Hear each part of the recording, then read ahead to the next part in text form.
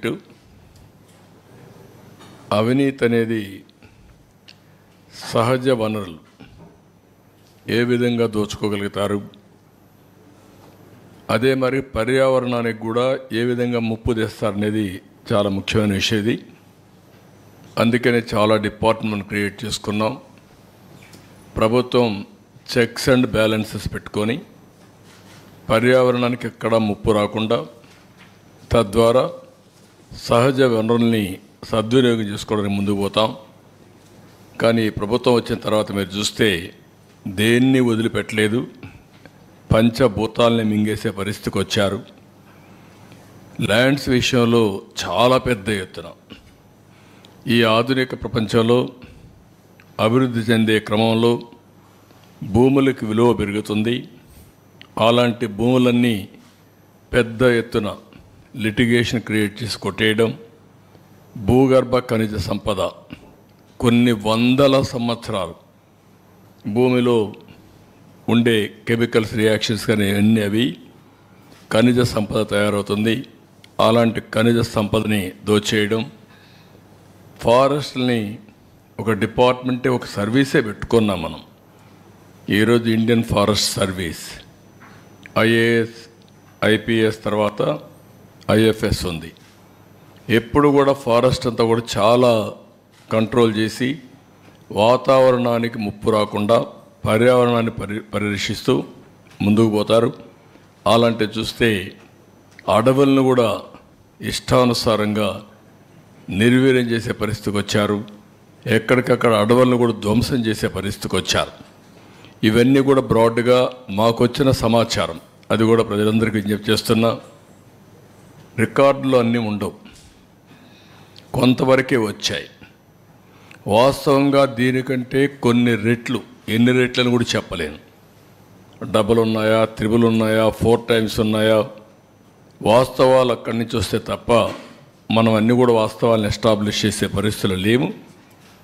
అది నేను అప్పీల్ కూడా చేస్తాను పబ్లిక్కి. వారు అప్పీల్ చేసిన తర్వాత ఏం చేయాలని నిర్ణయిస్తాం.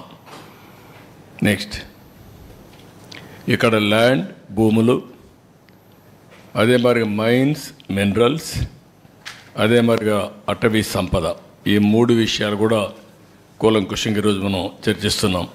నెక్స్ట్, ఇక్కడ చూస్తే ఒక వినూత్నమైన పందా ఎంపిక చేసుకున్నారు నేరస్తులు. అందులో కూడా ఆర్థిక ఉగ్రవాదులు ఎలాంటి పందాన్ని ఎంపిక చేసుకుంటారు కొనికి ఇది ఒక ఉదాహరణ. ఇవన్నీ కూడా మీరు చూస్తే ఒక పక్క పట్టణ ప్రాంతాల్లో ఉండే భూములు, నేను ఎగ్జాంపుల్ మాత్రం ఇస్తున్నా, ఇంకా చాలా ఉన్నాయి. కావలి, నెల్లూరు, ఏ టౌన్ చూసినా, ఈవెన్ ధర్మవరం మీరు చూశారు మార్నింగ్ వాక్ ఏం చేశాడో. కాబట్టి అవన్నీ ఉన్నాయి. మా వాళ్ళు అవన్నీ కంపేర్ చేయలేకపోయారు, అవన్నీ కూడా కంపేర్ చేస్తాం. విశాఖపట్నం, ఒంగోలు, తిరుపతి, చిత్తూరు ఒకే స్టడీ, అంతవరకే ఇవ్వగలిగాం.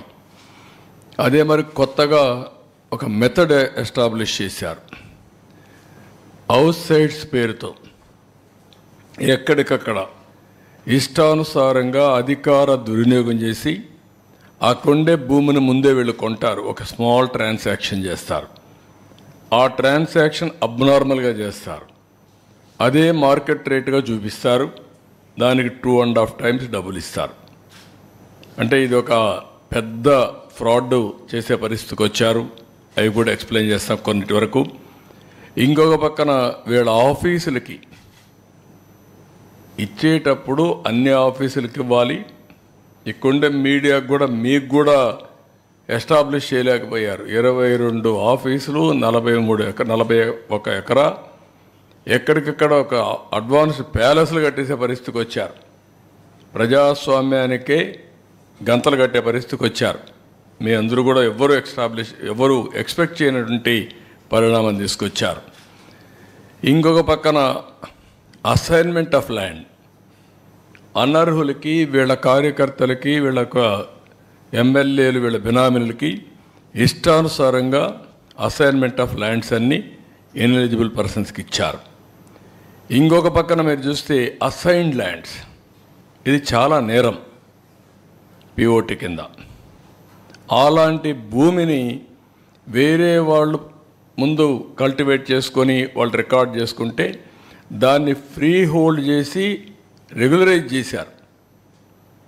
అంటే ఇది ఎంత ప్రమాదం అంటే అంత ప్రమాదం, అలాంటివి చేశారు. అదే సమయంలో ఇంకా లాస్ట్కి వచ్చే రీసర్వే పేరుతో భూముల బౌండరీసే మార్చేశారు. ఇంకొక పక్క ఏపీ ల్యాండ్ టైటిలింగ్ యాక్ట్, ఇది పరాకాష్ట. ఇంకెవ్వడికి భూమి మీద హక్కు లేకుండా భూములన్నీ దోచుకోవడానికి, ఒక రాచబాట వేసుకోవడానికి కార్యక్రమాన్ని ప్రారంభించే పరిస్థితికి వచ్చారు. నెక్స్ట్, ఇక్కడ మీరు చూస్తే మోడస్ ఆఫ్ ఆపరేషన్లో విశాఖపట్నం రామానాయుడు స్టూడియో, ఇల్లీగల్గా ఆ స్టూడియోకి ఇచ్చినటువంటి ల్యాండ్ని రెసిడెన్షియల్ క్లాసిఫికేషన్ చేసి దాంట్లో వాటా కొట్టేశారు. కడాన సుప్రీంకోర్టుకి వెళ్ళే పరిస్థితికి వచ్చింది. సుప్రీంకోర్టు డైరెక్షన్ ఇచ్చారు. ఆ స్టేజ్కి వచ్చింది రామానాయుడు స్టూడియో. అక్కడ స్టూడియోలో నేనే ఇచ్చాను. ఆ రోజు రామానాయుడు గారితో మాట్లాడినప్పుడు విశాఖపట్నంలో షూటింగ్ చేస్తే బాగుంటుంది అనుకున్నప్పుడు హైదరాబాద్ తర్వాత విశాఖపట్నాన్ని ఒక సినిమా షూటింగ్లకు ఉపయోగించే విధంగా చేయాలనే ఉద్దేశంతో ఇచ్చాం. మంచి ప్లేసెస్ ఉన్నాయని అలాంటి దీంట్లో ఇది చేసే పరిస్థితికి వచ్చారు. ఇక్కడ హైగ్రీవా ల్యాండ్స్, ఇది మీరు చూస్తే 12 ఎకరాల 51 సెంట్లు. ఇది ఎప్పుడూ ఆ ల్యాండ్ని వాళ్ళకు ఇచ్చారు ఓల్డేజ్ హోమ్కి.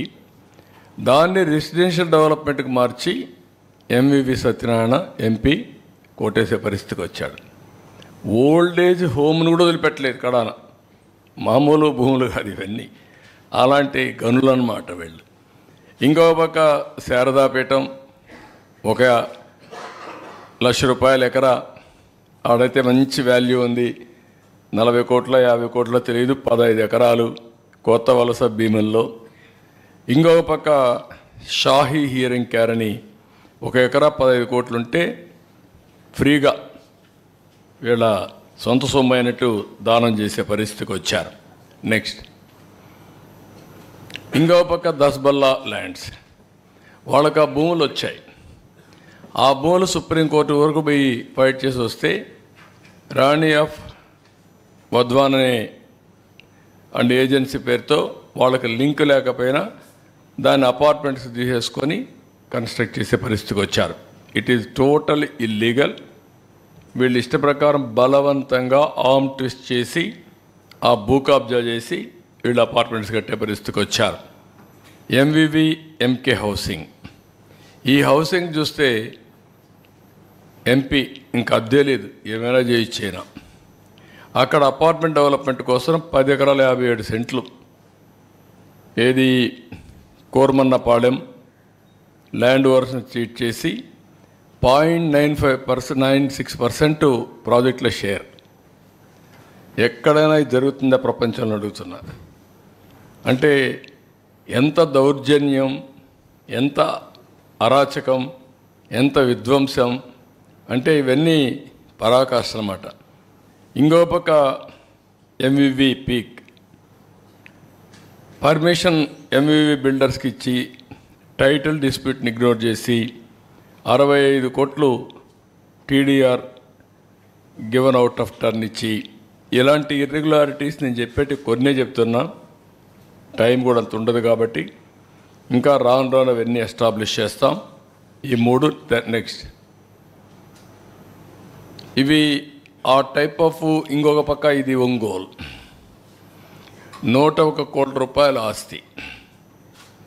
ఇక్కడ కూడా ఎన్ని చేయాలనో అన్ని విధాలుగా ఫ్యామిలీ డిస్ప్యూట్స్ అని, unclaimed private lands, empty sites, government lands, ఇవన్నీ గ్రాప్ చేసి created fake documents, fake will, partition deed, DK patta, family member certificates, death certificates, land conversion certificates, GPA, sale deeds, ఇలాంటివన్నీ చేసి అన్నీ కూడా ఎక్కడికక్కడ గోల్మాలలు చేసి మొత్తం ఇది చేస్తే ఇటీవల కేసులు పెట్టారు. అక్యూజ్డ్ 77 మంది, టోటల్ ఫేక్ డాక్యుమెంట్స్ ఇది 572, టోటల్ విక్టిమ్స్ 112 మంది. అవుట్ సైడ్స్ ఎక్స్టెంట్ గ్రాబ్డ్ వచ్చి 27,610 స్క్వేర్ యార్డ్స్, వాల్యూ వచ్చి 101 కోటి రూపాయలు. ఇవి క్రియేటెడ్ సివిల్ లిటిగేషన్, అన్ని ఫేక్ డాక్యుమెంట్ చెప్పి ఇష్టానుసారంగా చేసి బలవంతంగా లాక్కునే పరిస్థితి పెద్ద ఇష్యూ అయింది. ఇది కూడా ఇన్వెస్టిగేషన్లో ఉంది యాజ్ ఆన్ టుడే. నెక్స్ట్, ఇది ఎంత దర్జాగా మీరు చూడండి, ఫ్లాగ్ పెట్టేసి ఇష్టానుసారంగా ఎక్కడికక్కడ కబ్జా చేసే పరిస్థితికి వచ్చారు, ప్రొక్లైన్స్ పెట్టి మరి. నెక్స్ట్, ఇక్కడ తిరుపతికి ఒక విచిత్రమైన పరిస్థితి ఉంది. ఇవన్నీ సెటిల్మెంట్ ల్యాండ్స్ తిరుపతిలో, లేకుంటే మఠం భూములు కూడా ఉన్నాయి అక్కడ. ఈ భూముల్ని ఇష్టానుసారంగా 22A ఉపయోగించి వీడు కొట్టేసే పరిస్థితికి వచ్చారు. మామూలు 1-2 కాదు, మొత్తం తిరుపతి, రేణిగుంట ఏరియా అంతా మీరు చూసి, చిత్తానూరు ఏరియా అంతా మొత్తం కూడా డిస్ప్యూటెడ్ ల్యాండ్, అవన్నీ సెటిల్మెంట్ ల్యాండ్స్. ఇవన్నీ ఇష్ట ప్రకారం కొట్టేశారు. నేను కొన్ని ఎగ్జాంపుల్ మాత్రం ఇస్తున్నా. 4.5 ఎకరాలు కాలువపురంబోక్ చిత్తానూరులో, తిరుపతి రూరల్ మండలం. ఇంకొక పక్కన 27.14 ఎకరాలు గవర్నమెంట్ ల్యాండ్ మంగళం, తిరుపతి అర్బన్. 3.3 ఎకరాలు కుంటపురంబోక్ ఇన్ దామినేడు, తిరుపతి రూరల్ మండలం.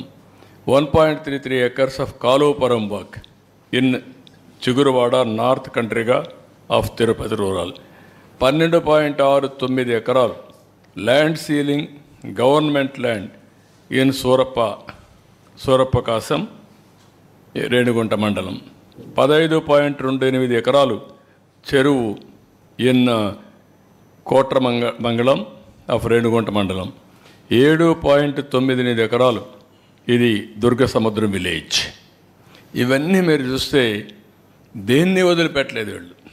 కాలువపురంబోక్ వదిలిపెట్టలేదు, ప్రభుత్వ భూములు వదిలిపెట్టలేదు, కుంటపురంబోక్ వదిలిపెట్టలేదు, కడాన ల్యాండ్ సీలింగ్ భూమిని కూడా కొట్టేసే పరిస్థితికి వచ్చారు. అన్నిటికీ ఏంటి 22A. ఎవరి భూమి అయినా 22A పెట్టేస్తారు, వీళ్ళు రిజిస్ట్రేషన్ చేసుకున్నాక మార్చేస్తారు. ఇలాంటివి ఇష్టానుసారంగా చేసే పరిస్థితికి వచ్చారు. నెక్స్ట్, ఇది చిత్తూరులో 782 ఎకరాల భూమి. Violation of estate abolition act 1948. Combined ఆంధ్రప్రదేశ్లో నేను రెవెన్యూ మినిస్టర్గా ఉన్నప్పుడు నేను ఆలోచించేవాడిని. అప్పుడు అక్కడ ఒక ఏడీబీ రెడ్డి అని ఒక అతను ఉండేవాడు, సెటిల్మెంట్ ఆఫీస్ నెల్లూరులో ఒక ఆఫీస్ ఉండేది. ఆయన పని ఎవడికి భూమి కావాలో రాయిచ్చేవాడు. ఇదే పని అన్నమాట, చాలా ఫేమస్ కూడా అది. అప్పుడు నేను ఆలోచించాను, ఎప్పుడో అయిపోయింది, ఇప్పుడేంటి ఈయన ఇస్తున్నాడని డిపార్ట్మెంట్ని అబాలిష్ చేశాం. డిపార్ట్మెంట్ని అబాలిష్ చేసిన తర్వాత చట్టంలో ఉన్నా కూడా ఆ భూమి చెందవలసింది గవర్నమెంట్కి. మీకు హైదరాబాద్లో ఒకటి ఉంది, ఎవాక్యుయేషన్ ప్రాపర్టీ. ఎప్పుడో కొంతమంది కంట్రీ డివైడ్ అయినప్పుడు పాకిస్తాన్కి వెళ్ళిపోయారు. ఆ భూములు ఎవరికి రావాలి? గవర్నమెంట్కి రావాలి. కొంతమంది ఫేక్ డాక్యుమెంట్స్ తయారు చేసుకుని ఆ భూములు కొట్టేసే పరిస్థితి వస్తూ వచ్చారు. నేను ముఖ్యమంత్రి అవుతాను, మీరు చాలామంది చూసుంటారు. అప్పుడు బన్వర్లాల్ని ఒక ఐఏఎస్ ఆఫీసర్ని పెట్టా. అతను ఎక్కడ చూసినా ఒక బోర్డు పెట్టేవాడు, this land belongs to government, any trespass will be punished severely అని. అప్పట్లో నేను ఇంకోటి పెట్టాను, ఎంఆర్ఓకి ఒక ప్రొహిబిటరీ బుక్ పెట్టి ప్రభుత్వ భూములను ఐడెంటిఫై చేసి ఆ బుక్లో రాయాలి. రాసుకున్న తర్వాత ఆయన ఎవ్రీ వీక్ ఇన్స్పెక్ట్ చేయాలి. Is the custodian of that lands అన్నమాట. అదే సమయంలో కొత్తగా ఎంఆర్ఓ అనేస్తే అవి ఫిజికల్గా అతనికి హ్యాండ్ ఓవర్ చేసి ఈయన రిలీవ్ కావాలి. That was the rules I passed. 982 ఎకరాలు రాచమార్గంలో ఇచ్చేశారు. అక్కడ పెద్ద లీడర్ ఉన్నాడు దోపిడీ చేయడానికి. ఇది పుంగనూరు కాన్స్టిట్యున్సీ. అంటే ఎక్కడికి పోయారో నాకు అర్థం కావడం లేదు. అంటే ఏమైనా జరిగిపోతుందనే ధీమా, ఏమి చేసినా మేము తప్పించుకుంటామని ఒక గర్వం వచ్చి ఇష్టానుసారంగా చేసే పరిస్థితికి వచ్చారు. ఇవన్నీ కూడా ఫేక్ డాక్యుమెంట్స్ వీళ్ళు క్రియేట్ చేసుకున్నటువంటివి. 982 ఎకరాలు మొన్నే పట్టా చేసుకునే పరిస్థితికి వచ్చారు. నెక్స్ట్,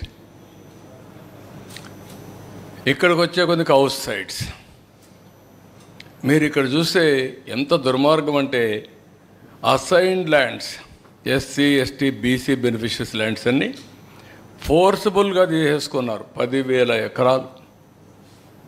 మాది పేదల ప్రభుత్వం, పెత్తందారులకు పేదలకు పోరాటం జరుగుతుందని చెప్పే పెద్ద మనుషులు పేదవాళ్ళ భూములు కొట్టేసి వాళ్ళ పొట్టగొట్టే పరిస్థితికి వచ్చారు. వాళ్ళకి ఏంటి పాపం వాళ్ళు చేసింది? అసైన్మెంట్ ల్యాండ్ నుండి ఫుల్ హక్కు ఉండదు. అలాంటిది చాలా జడ్జిమెంట్స్ కోర్టులో ఇచ్చారు.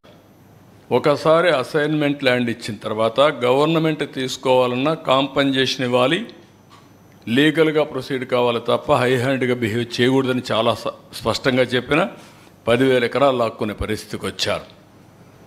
ఇంకొక పక్కన నేను ముందే చెప్పాను, వైసీపీ లీడర్స్ హౌసింగ్ కాలనీ ఎక్కడ రావాలనో వాళ్ళే డిసైడ్ చేస్తారు. ముందుగా ఒక భూమి కొంటారు, ఆ భూమికి ప్రైస్ డిసైడ్ చేస్తారు. దానికంటే 2.5 times రేట్ ఎక్కువ వస్తుంది. ఈ విధంగా పెద్ద ఎత్తున చేశారు. ఇంకొక పక్కన ప్రొహిబిటెడ్ ల్యాండ్స్, ఆవా భూములు, క్యాటిల్ పొరంబోకులు ఎప్పటి నుంచో చిన్నప్పటి నుంచి మేము చూసేవాళ్ళం. ఊర్లలో పశువుల్ని తీసుకుపోవాలంటే ఎక్కడా జాగలేకపోతే అక్కడ గవర్నమెంట్ ల్యాండ్ క్యాటిల్ పొరంబోకు ఉంటుంది, అక్కడ పెట్టుకునేవాళ్ళంతా ఊరంతా అనమాట. ఒకప్పుడు ఊర్లలో సంతల మారిగా అనమాట ఇవన్నీ. అలాంటివన్నీ కూడా ఇచ్చేసే పరిస్థితికి వచ్చారు. Unsuitable land assigned, low lying lands very far away from village, శ్మశానాలు లేకుంటే పొలాలకు పోయే భూములు, ఇవన్నీ కూడా ఇచ్చే పరిస్థితికి వచ్చారు. ఇన్ఎలిజిబుల్ బెనిఫిషరీస్కి కూడా పెద్ద ఎత్తునిచ్చి వీళ్ళ కార్యకర్తలకు వాళ్ళ మనుషులకు ఇచ్చుకోవడానికి వాళ్ళ నాయకులు పెద్ద ఎత్తున వ్యాపారం చేసే పరిస్థితికి వచ్చారు. నెక్స్ట్, ఇది ఆవా భూమి. ఎవరికైనా తెలుస్తుంది ఆవా భూమిలో ఎవడైనా ఇండ్లు కట్టగలుగుతాడండి?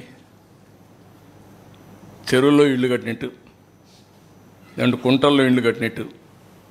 ఆ భూమి కూడా బాగా దిగిపోతూ ఉంటారు, 6 నెలలు నీళ్లు ఉంటాయి. అలాంటి భూమి ఇంటికి ఇస్తారు. 361 ఎకరాలు, 160 కోట్ల రూపాయలు దాన్ని ఇచ్చేసే పరిస్థితి వచ్చారు. మళ్ళా లెవెలింగ్ డబ్బులు ఇచ్చారు. పెద్ద ఎత్తున ఇవన్నీ కూడా నివాసయోగ్యంగానే భూములు ఇచ్చే పరిస్థితికి వచ్చారు. ఇంకొక పక్కన మీరు చూస్తే ఇక్కడ lands acquired at high rates, 256 ఎకరాలు 185 crores గుడివాడలో పెద్ద ఎత్తున ల్యాండ్ అక్వైర్ చేశారు. 73 ఎకరాలు 51 కోట్లకి కేసరపల్లిలో ఇక్కడ చేశారు. దీనికైతే మీరు చూస్తే 5 times ఎక్కువ ఇచ్చారు.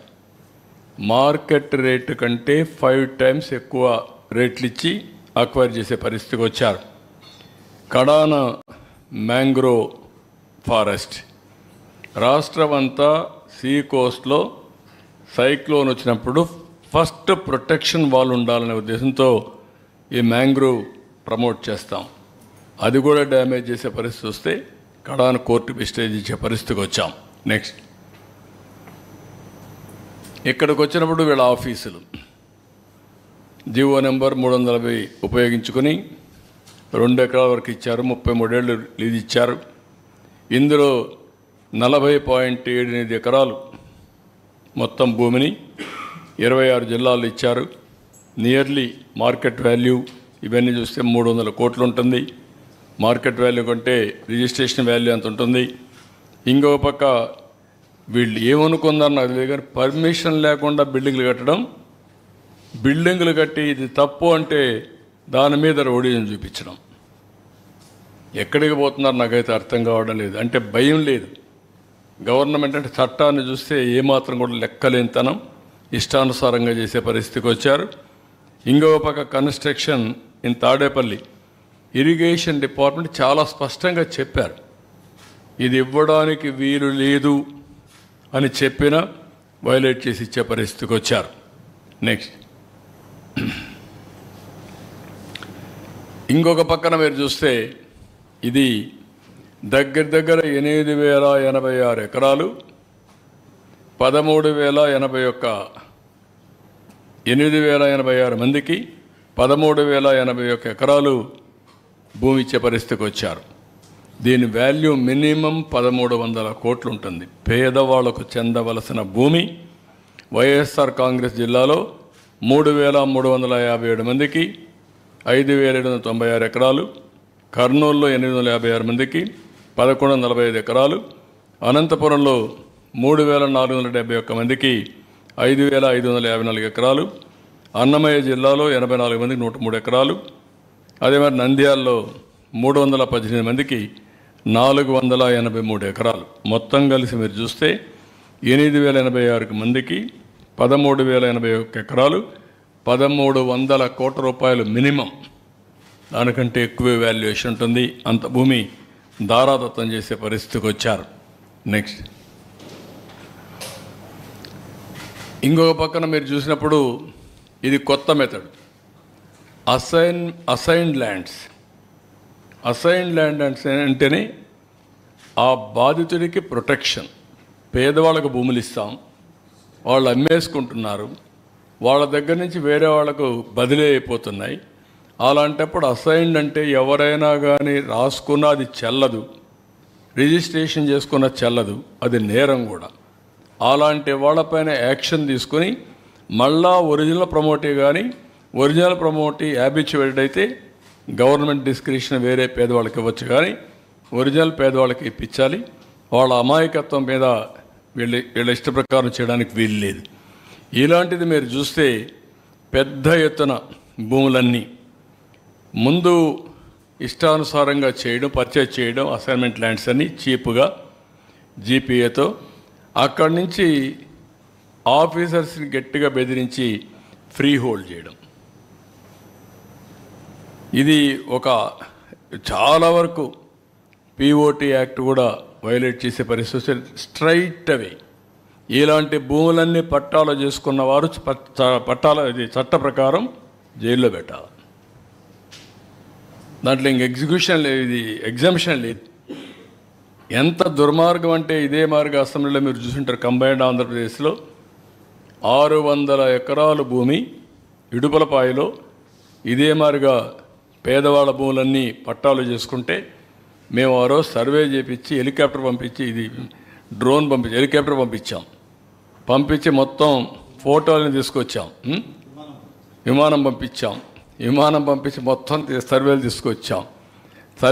తీసుకొచ్చి అసెంబ్లీలో పెడితే మా నాన్న తెలియకుండా చేశాడు కాబట్టి అది తప్పయింది.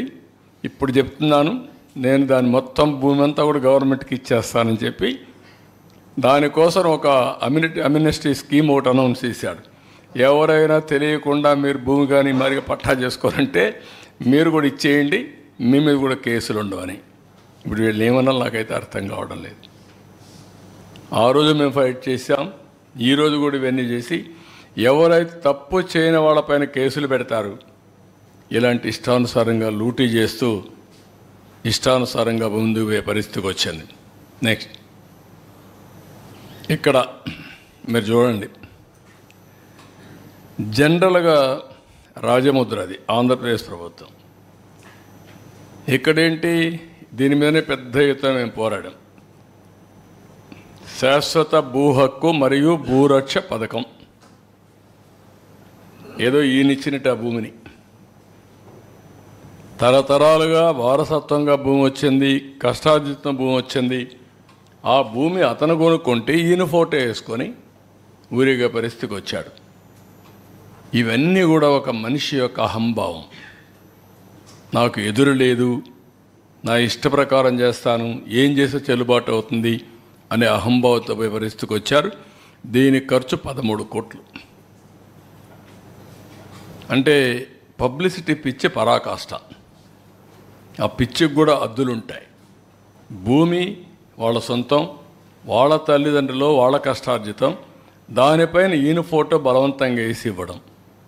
అంటే ఇది క్లియర్గా ప్రభుత్వ అధికార యంత్రాంగాన్ని, ప్రభుత్వ అధికారాన్ని దుర్వినియోగం చేయడం ఇష్టానుసారంగా. నెక్స్ట్ ఇంకొక పక్కన ఇది వైఎస్ఆర్ ఆయన ఫోటోలు సర్వే చేసి, సర్వే రాళ్లపైన ఆయన బొమ్మ వేసుకోవాలని మళ్ళీ పేరు వేసుకున్నాడు.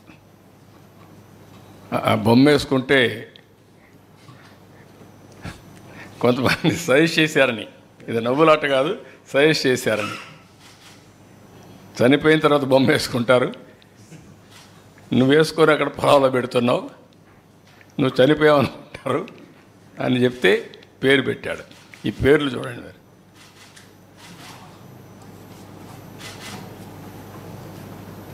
దీనికి ఖర్చు ఎంత? దగ్గర దగ్గర 640 కోట్లు. గ్రనేట్ కావాలి దీనికి. దీన్ని పిచ్చనాలనా, మదమనాలనా, అహంకారం అనాలనా, నాకు అడ్డు లేదనే విధానమా? ఎవరైనా ప్రజాస్వామ్య దేశంలో ఇవన్నీ యాక్సెప్ట్ చేస్తారా నేను అడుగుతున్నా. ఏం మన రాజులమా? మనకిచ్చింది ఒక ట్రస్టీగా 5 సంవత్సరాలు పరిపాలించమని, ప్రజాధనానికి ప్రజల ఆస్తులకి రక్షణగా ఉండమని మనకు అధికారం ఇచ్చారు తప్ప పెత్తందారీ వ్యవస్థలో ఇష్టప్రకారం చేసి 640 కోట్ల రూపాయలు తగలబెట్టే పరిస్థితికి వచ్చారు. ఇంకా కలర్స్ అయితే చాలా ఉన్నాయి, అవి కూడా పెట్టాల్సింది ఇప్పుడు కాదు, నెక్స్ట్ టైం అవన్నీ వస్తాయి. నెక్స్ట్ ఇంకా సరే, లాస్ట్కి వచ్చే కొందికి ఇంకా పెద్ద స్కెచ్ వేసాడు. మనందరి జుట్టు ఆయన చేతల్లో పెట్టుకోవాలనుకున్నాడు. కడాన ల్యాండ్ టైటిలింగ్ యాక్ట్. ఇది చూస్తే, ఈ యాక్ట్ చూస్తేనే భయంకరం. మొత్తం నీతి ఆయోగ్ చెప్పింది నేను చేశాను అన్నాడు. దేశంలో ఎక్కడా ఈ చట్టం అమలు కాలేదు. ప్రజల ఆస్తులందరూ కూడా భయపడిపోయే పరిస్థితికి వచ్చారు. ఇది చూసిన తర్వాత మీరు చూస్తే నో అపీల్స్, సివిల్ కోర్ట్సే లీవ్, నేరుగా హైకోర్టుకే వెళ్ళాలి. ఇంకొక పక్కన దీంట్లో మనం చూసినప్పుడు ప్రైవేటు వ్యక్తులను కూడా ల్యాండ్ టైటిలింగ్ ఆఫీసర్గా పెట్టుకోవచ్చు. అంటే ఆయన సాక్షిలో పనిచేసిన పెడతాడు. మన సాక్షిలో పనిచేసిన గవర్నమెంట్లో పెట్టాడు. అదే మరి వాళ్ళ గుమస్తాలందరినీ తీసుకొచ్చి పెట్టుకునేవాడు. అంటే ఎంత అహంభావం. అందుకే ఈ యాక్ట్ని ఫస్ట్ క్యాబినెట్లోనే తీసుకొచ్చాం, రద్దుకు రికమెండ్ చేశాం, దాన్ని రద్దు చేస్తున్నాం. కానీ ప్రజలకు తెలియాలి, ఆ యాక్ట్ యొక్క వివరాలు ప్రజలు చర్చించాల్సిన అవసరం ఉంది. అందులో ఉండే దురుద్దేశాలని అర్థం చేసుకోవాలని చెప్పి నేను కోరుతున్నా. నెక్స్ట్,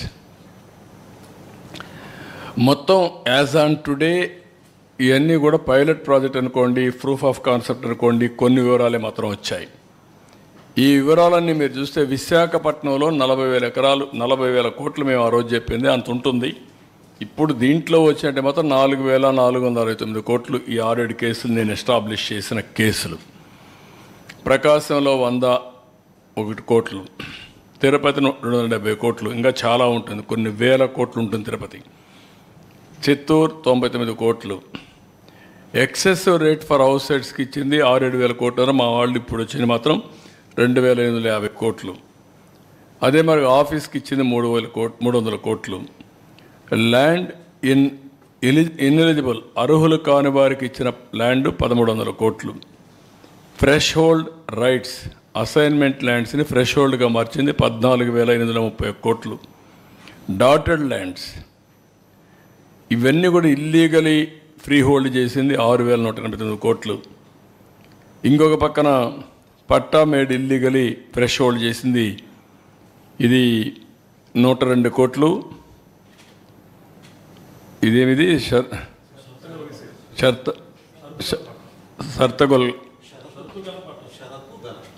షర్తగల పట్టా ఉంది, అవనగడ్డలో ఉంది. కొన్ని ఏరియాల్లో కొన్ని అప్పుడు ఉండే ఇదంతా స్పెసిఫికేషన్స్ ప్రకారం. సర్వీస్ ఇనామ్ మేడ్ ఇల్లీగల్ ఫ్రీ హోల్డ్ చేసి 4,105. అంటే చట్టాలు చేశారు, చట్టాలు లేవు, అది గవర్నమెంట్కి రావాలి. వీళ్ళు ఆ చట్టం ప్రకారం ఎగ్జామ్షన్స్ కూడా ఇచ్చేశారు. ఏదైనా సరే ఆ ల్యాండ్ కొట్టేయడంలో సిద్ధహస్తులు వీళ్ళు ఎన్ని ఉన్నాయో అన్ని వైలేషన్ జరిగాయి. ఇది నేను ఒకటే ప్రజలందరికీ విజ్ఞప్తి చేస్తున్నా, ఇంకా మీ భూములు ఒకసారి చెక్ చేసుకోండి. ఎవరైనా మీ భూమి కబ్జా చేసి ఉంటే 22A మార్చి కానీ ల్యాండ్ టైటిలింగ్ ఇది కానీ బలవంతంగా లాక్కున్నా ఏది చేసినా మీరు కంప్లైంట్ ఇవ్వండి, నేరుగా అప్రోచ్ అవ్వండి. మీ భూమి మీకు ఇప్పించే బాధ్యత మాది. అదే మరి ఎవరైతే ఈ తప్పుడు పని చేశారో వాళ్ళని పనిష్ చేస్తాం చట్ట ప్రకారం. తద్వారా మీకు న్యాయం చేపిస్తాం. ఇలాంటి జరిగినప్పుడు భవిష్యత్తులో ఇంకొకరు చేయకుండా ఉండాలి అంటే కఠిన శిక్షలు అవసరం. మళ్ళీ మీరు కూడా ధైర్యంగా ముందుకొచ్చి మీ భూమి పరిరక్షించుకుంటే భవిష్యత్తులో ఎలాంటి చేయాలంటే కూడా ఎవడైనా భయపడతాడు. ఈ విషయంలో చాలా స్పష్టంగా ఉండమని అప్పీల్ చేస్తున్నా. రాష్ట్రంలో చాలా జరిగాయి. ఇక్కడే చిన్న చిన్న విషయాలు ఇక్కడ చెప్పలేకపోయాం. విశాఖపట్నంలో ఒక అతనైతే ల్యాండ్ ఓన్గా కొనుక్కుంటే ఆయన ఎంత హెరాస్ చేశారో కడాన సుప్రీంకోర్టు వరకు పోయే పరిస్థితి వచ్చింది. రంగనాయకమ్మ ఆస్తి కొట్టేస్తే హైదరాబాద్ పోయి షెల్టర్ తీసుకుని మొన్నటి వరకు బతికి ఇప్పుడు మళ్ళా వస్తే అది ఇచ్చే పరిస్థితికి వచ్చాం. ఎవరైనా సరే మీ ఆస్తులు కబ్జా చేసి ఉంటే మాత్రం అక్రమంగా లాగేసుకుని ఉంటే మీరు కంప్లైంట్ చేయండి. మీకు ఇప్పించే బాధ్యత. అవసరమైతే అలాంటి వారికి న్యాయం కోసం ఏదైనా 10 రూపాయల ఖర్చు అయితే పెట్టి అవసరమైతే చట్టాన్ని మార్చి, అందుకే మేము వచ్చాం. వెళ్ళండి నెక్స్ట్. అందుకే నేను ఈరోజు ఒక పని చేస్తున్నాం. ఇలాంటి ఫ్రాడ్ అంతా కూడా విలువ ఈరోజు మాకు వచ్చింది మాత్రం 35,576 కోట్లు. అదే మాదిరిగా దీన్ని మొత్తం చూస్తే ఇంకా ఎక్కువ ఉంటుంది. అంతేకాకుండా గవర్నమెంట్ వాళ్ళందరినీ కంప్లైంట్ ఇవ్వమంటున్నాం. దీనికోసం ఒక చట్టం తీసుకొస్తాం. ఏపీ ల్యాండ్ గ్రాబింగ్ యాక్ట్ గుజరాత్లో తీసుకొచ్చారు. గుజరాత్ ల్యాండ్ గ్రాబింగ్ యాక్ట్ 2020 గుజరాత్లో తీసుకొచ్చారు. ఇందులో ప్రూవ్ చేసుకునే బాధ్యత ఎవడైతే కబ్జా చేశారో వాళ్ళపైన ఉంటుంది. బాధితుల కాదు, ఎవరైతే హై హ్యాండ్గా బిహేవ్ చేసిన పైన ఉంటుంది. ఈ చట్టం అప్హెల్డ్ చేశారు. ఈ చట్ట ప్రకారం పనిష్ చేస్తాం. ఈ చట్టాన్ని కూడా తీసుకొస్తాం. వీళ్ళని తొందరలో తీసుకొచ్చి మళ్ళీ చెప్తున్నా, ఏపీ ల్యాండ్ గ్రాబింగ్ యాక్ట్ తీసుకొస్తాం on the lines similar to Gujarat land grabbing act 2020. అది తీసుకొచ్చి మొత్తం పనిష్ చేస్తాం. No question of excuse. ఎవరిని వదిలిపెట్టాం, కఠినంగా శిక్షిస్తాం. నెక్స్ట్, ఇంకో పక్క రెండోది మొత్తం మైనింగ్ సంపద, భూగర్భ ఖనిజ సంపద మొత్తం దోచేయడానికి ఎన్ని విధాలు చేయాలన్న విధాలు చేసే పరిస్థితికి వచ్చారు. ఇక్కడ కూడా మీరు చూస్తే ఒకటి modus of operandi for looting of mineral వెల్త్కి స్కెచెస్ వేశారు. ఒక్క ఇల్లీగల్ శాండ్ మైనింగ్లో మా వాళ్ళు 7,000 ఉన్నారు, కానీ ఇంకా చాలా ఉంటుంది. సంవత్సరానికి 3-4 వేల కోట్లు దోచేసే పరిస్థితికి వచ్చారు. అదంతా కూడా డాక్యుమెంటేషన్ అంతా కూడా ఉంది. అది కూడా ఎక్స్ప్లెయిన్ చేస్తాం. అదే మరి మినరల్ సీనరేజ్ అవన్నిటి కూడా మ్యానిపులేట్ చేశారు. ఇంకొక పక్కన చూస్తే 19-24 ఎట్లా పెరిగింది, 24 ఏ విధంగా వీళ్ళు కబ్జా చేశారు, 14-19 ఏ విధంగా గ్రోత్ ఉంది, అవి కూడా కంపేర్ చేస్తున్నాం. ఇంకొక పక్కన ఇది చాలా ముఖ్యం, ఎక్కడికక్కడ మైనింగు క్వారీ లీజ్ చేస్తున్నాయి. ఎన్ని మార్గాలు ఉంటాయో అన్ని మార్గాలు చేశారు. నయానా భయానా ఫైన్స్ వేసి, ప్రొహిబిటివ్ ఫైన్స్ వేసి ఆపరేట్ చేయలేని పరిస్థితి తీసుకొచ్చి హస్తగతం చేసుకున్నారు. ముందు మర్యాద చెప్తారు, ఇచ్చేస్తే తీసేసుకుంటారు, లేకపోతే బెదిరిస్తారు, లాగేసుకుంటారు. బెదిరింపుకు కూడా భయపడకపోతే అబ్నార్మల్గా ఫైన్ వేస్తారు. వాడు ఆ ఫైన్ భరించలేక క్లోజ్ చేసేస్తారు. ఇట్లా వేరియస్ మార్గాలు చేశారు. అవన్నీ నేను ఎక్స్ప్లెయిన్ చేస్తాను. Penalising, stopping of work components, mining without lease, forest ఏరియాలో చేయడం, మొత్తం ఇది రఫ్గా ఒక 20,000 కోట్లు కొన్నాం, కానీ 20,000 కోట్లు కూడా ఇది తక్కువ అవుతుంది. ఎగ్జాక్ట్గా మీకు సెటిలైట్ మ్యాప్స్ ఉంటాయి, గూగుల్ మ్యాప్స్, అవన్నీ తీసుకుంటే పీరియాడికల్గా కేసులన్నీ ఎస్టాబ్లిష్ అవుతాయి. ఎవరు చేశారో అవన్నీ అసెస్ చేసే పరిస్థితి వస్తుంది. లేటెస్ట్ టెక్నాలజీ ఉపయోగించి మొత్తం ఇన్వెస్టిగేషన్ చేసి రెస్పాన్సిబిలిటీ, అకౌంటబిలిటీ ఫిక్స్ చేస్తాం. ఎవరు ఫెయిల్ అయినా, ఎవరు దోచుకున్నా అవన్నీ ఫిక్స్ చేసి ఏ విధంగా చర్యలు చేయాలో చేస్తాం. నెక్స్ట్ ఇక్కడ మీరు చూస్తే శాండ్ మైనింగ్ చాలా పెద్ద ఎత్తున చేశారు. మొత్తం పర్యావరణం ఈరోజు కూడా సుప్రీంకోర్టు చాలా కోప్పడి మళ్ళీ ఆగస్టు 2కి పోస్ట్ చేసే పరిస్థితికి వచ్చారు. దీంట్లోనే 7,000 కోట్లు ఇంకా డబ్బులు కూడా ఎగ్గొట్టే పరిస్థితికి వచ్చారు. ఇంకొక పక్కన వయలేషన్స్, ఎన్విరాన్మెంట్ రెగ్యులేషన్స్ మొత్తం కూడా sand mining in reverse using heavy machinery వాడకూడదు. రిజర్వ్ ఫారెస్ట్ ల్యాండ్స్ అన్నీ ఇది చేసే పరిస్థితికి వచ్చారు. Expired lease old dumps and యూనివర్సిటీలో కూడా ఆపరేట్ చేసే పరిస్థితికి వచ్చారు. అదే మరిగా ప్రైవేటు కూడా అప్పచెప్పే పరిస్థితి వచ్చారు. అవి కూడా మేము స్టడీ చేస్తున్నాం. ఎంతవరకు లాభమా నష్టమా ఏం చేశారని అవి కూడా స్టడీ చేసి ఫైనల్ డెసిషన్ తీసుకుంటాం.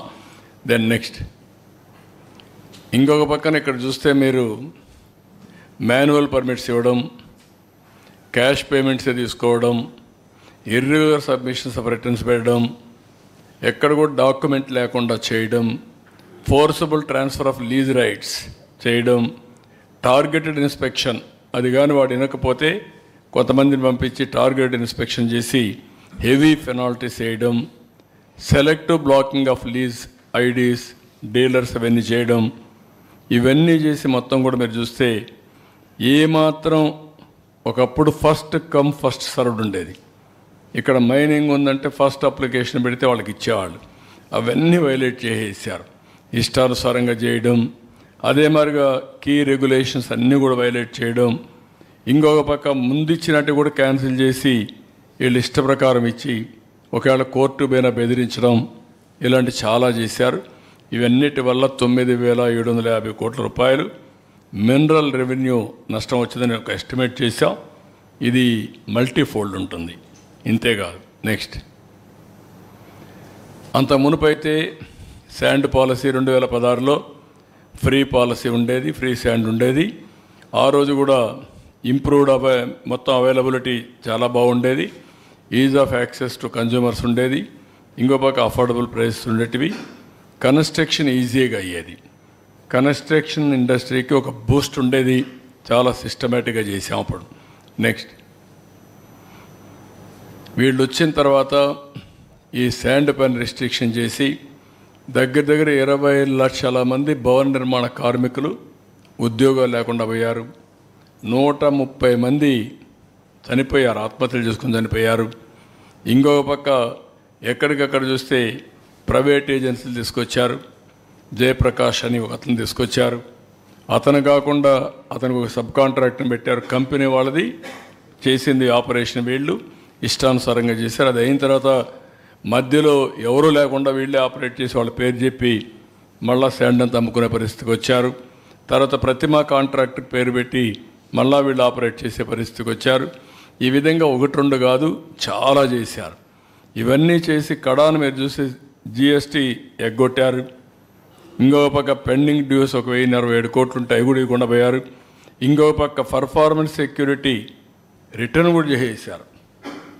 అంటే భయం అనేది ఏమాత్రం కూడా లేకుండా ఇష్టానుసారంగా చేసే పరిస్థితికి వచ్చారు. ఇక్కడ కూడా ఒక వ్యక్తి ఎవరైతే మైనింగ్ ఉందో ఇక్కడుండే ఆఫీసర్లు కాదు, అది ఎక్కడి నుంచో డిప్యుటేషన్ తెచ్చారు. అతను మళ్ళా పారిపోయే పరిస్థితికి వచ్చాడు.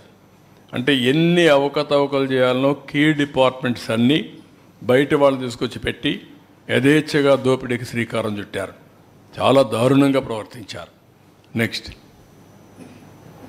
ఇక్కడ మీరు చూస్తే ఇల్లీగల్ మైనింగ్ శాండ్ అయితే ఎక్కడికక్కడ చూస్తే మీరు ఎంత మెషిన్స్ పెట్టకూడదు, మెషిన్స్ పెట్టడం, in all rivers without approvals చేయడం, మెషినరీ పెట్టడం. ఇంకొక పక్కన ఇక్కడనే Gundemeda, Tadepalli 3 lakh metric tons, Kothapalli 3 lakh metric tons hoarding చేయడం.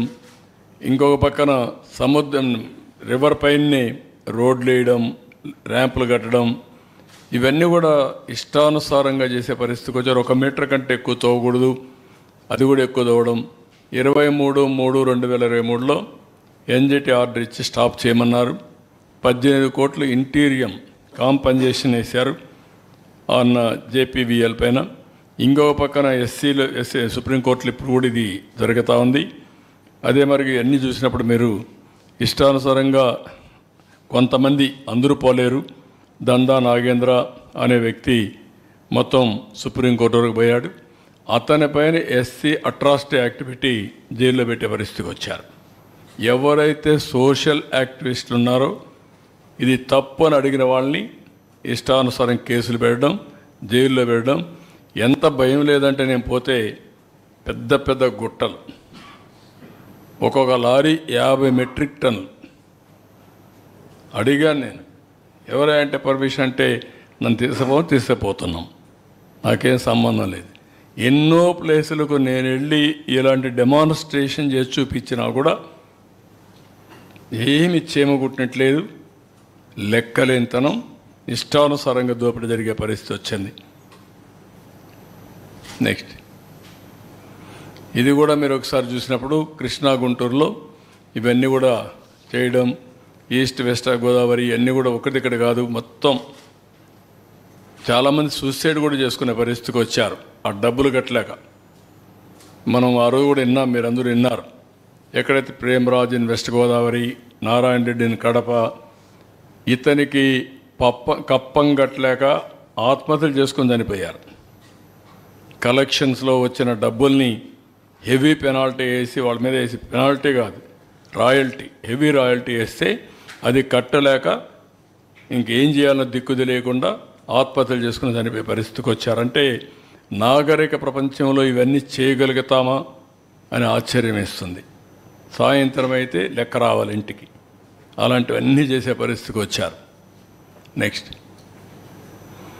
ఇక్కడ దాని పర్యవసానం మీరు చూస్తే 14-19 తెలుగుదేశం 966 కోట్ల నుంచి 2463 కోట్లు పెరిగింది.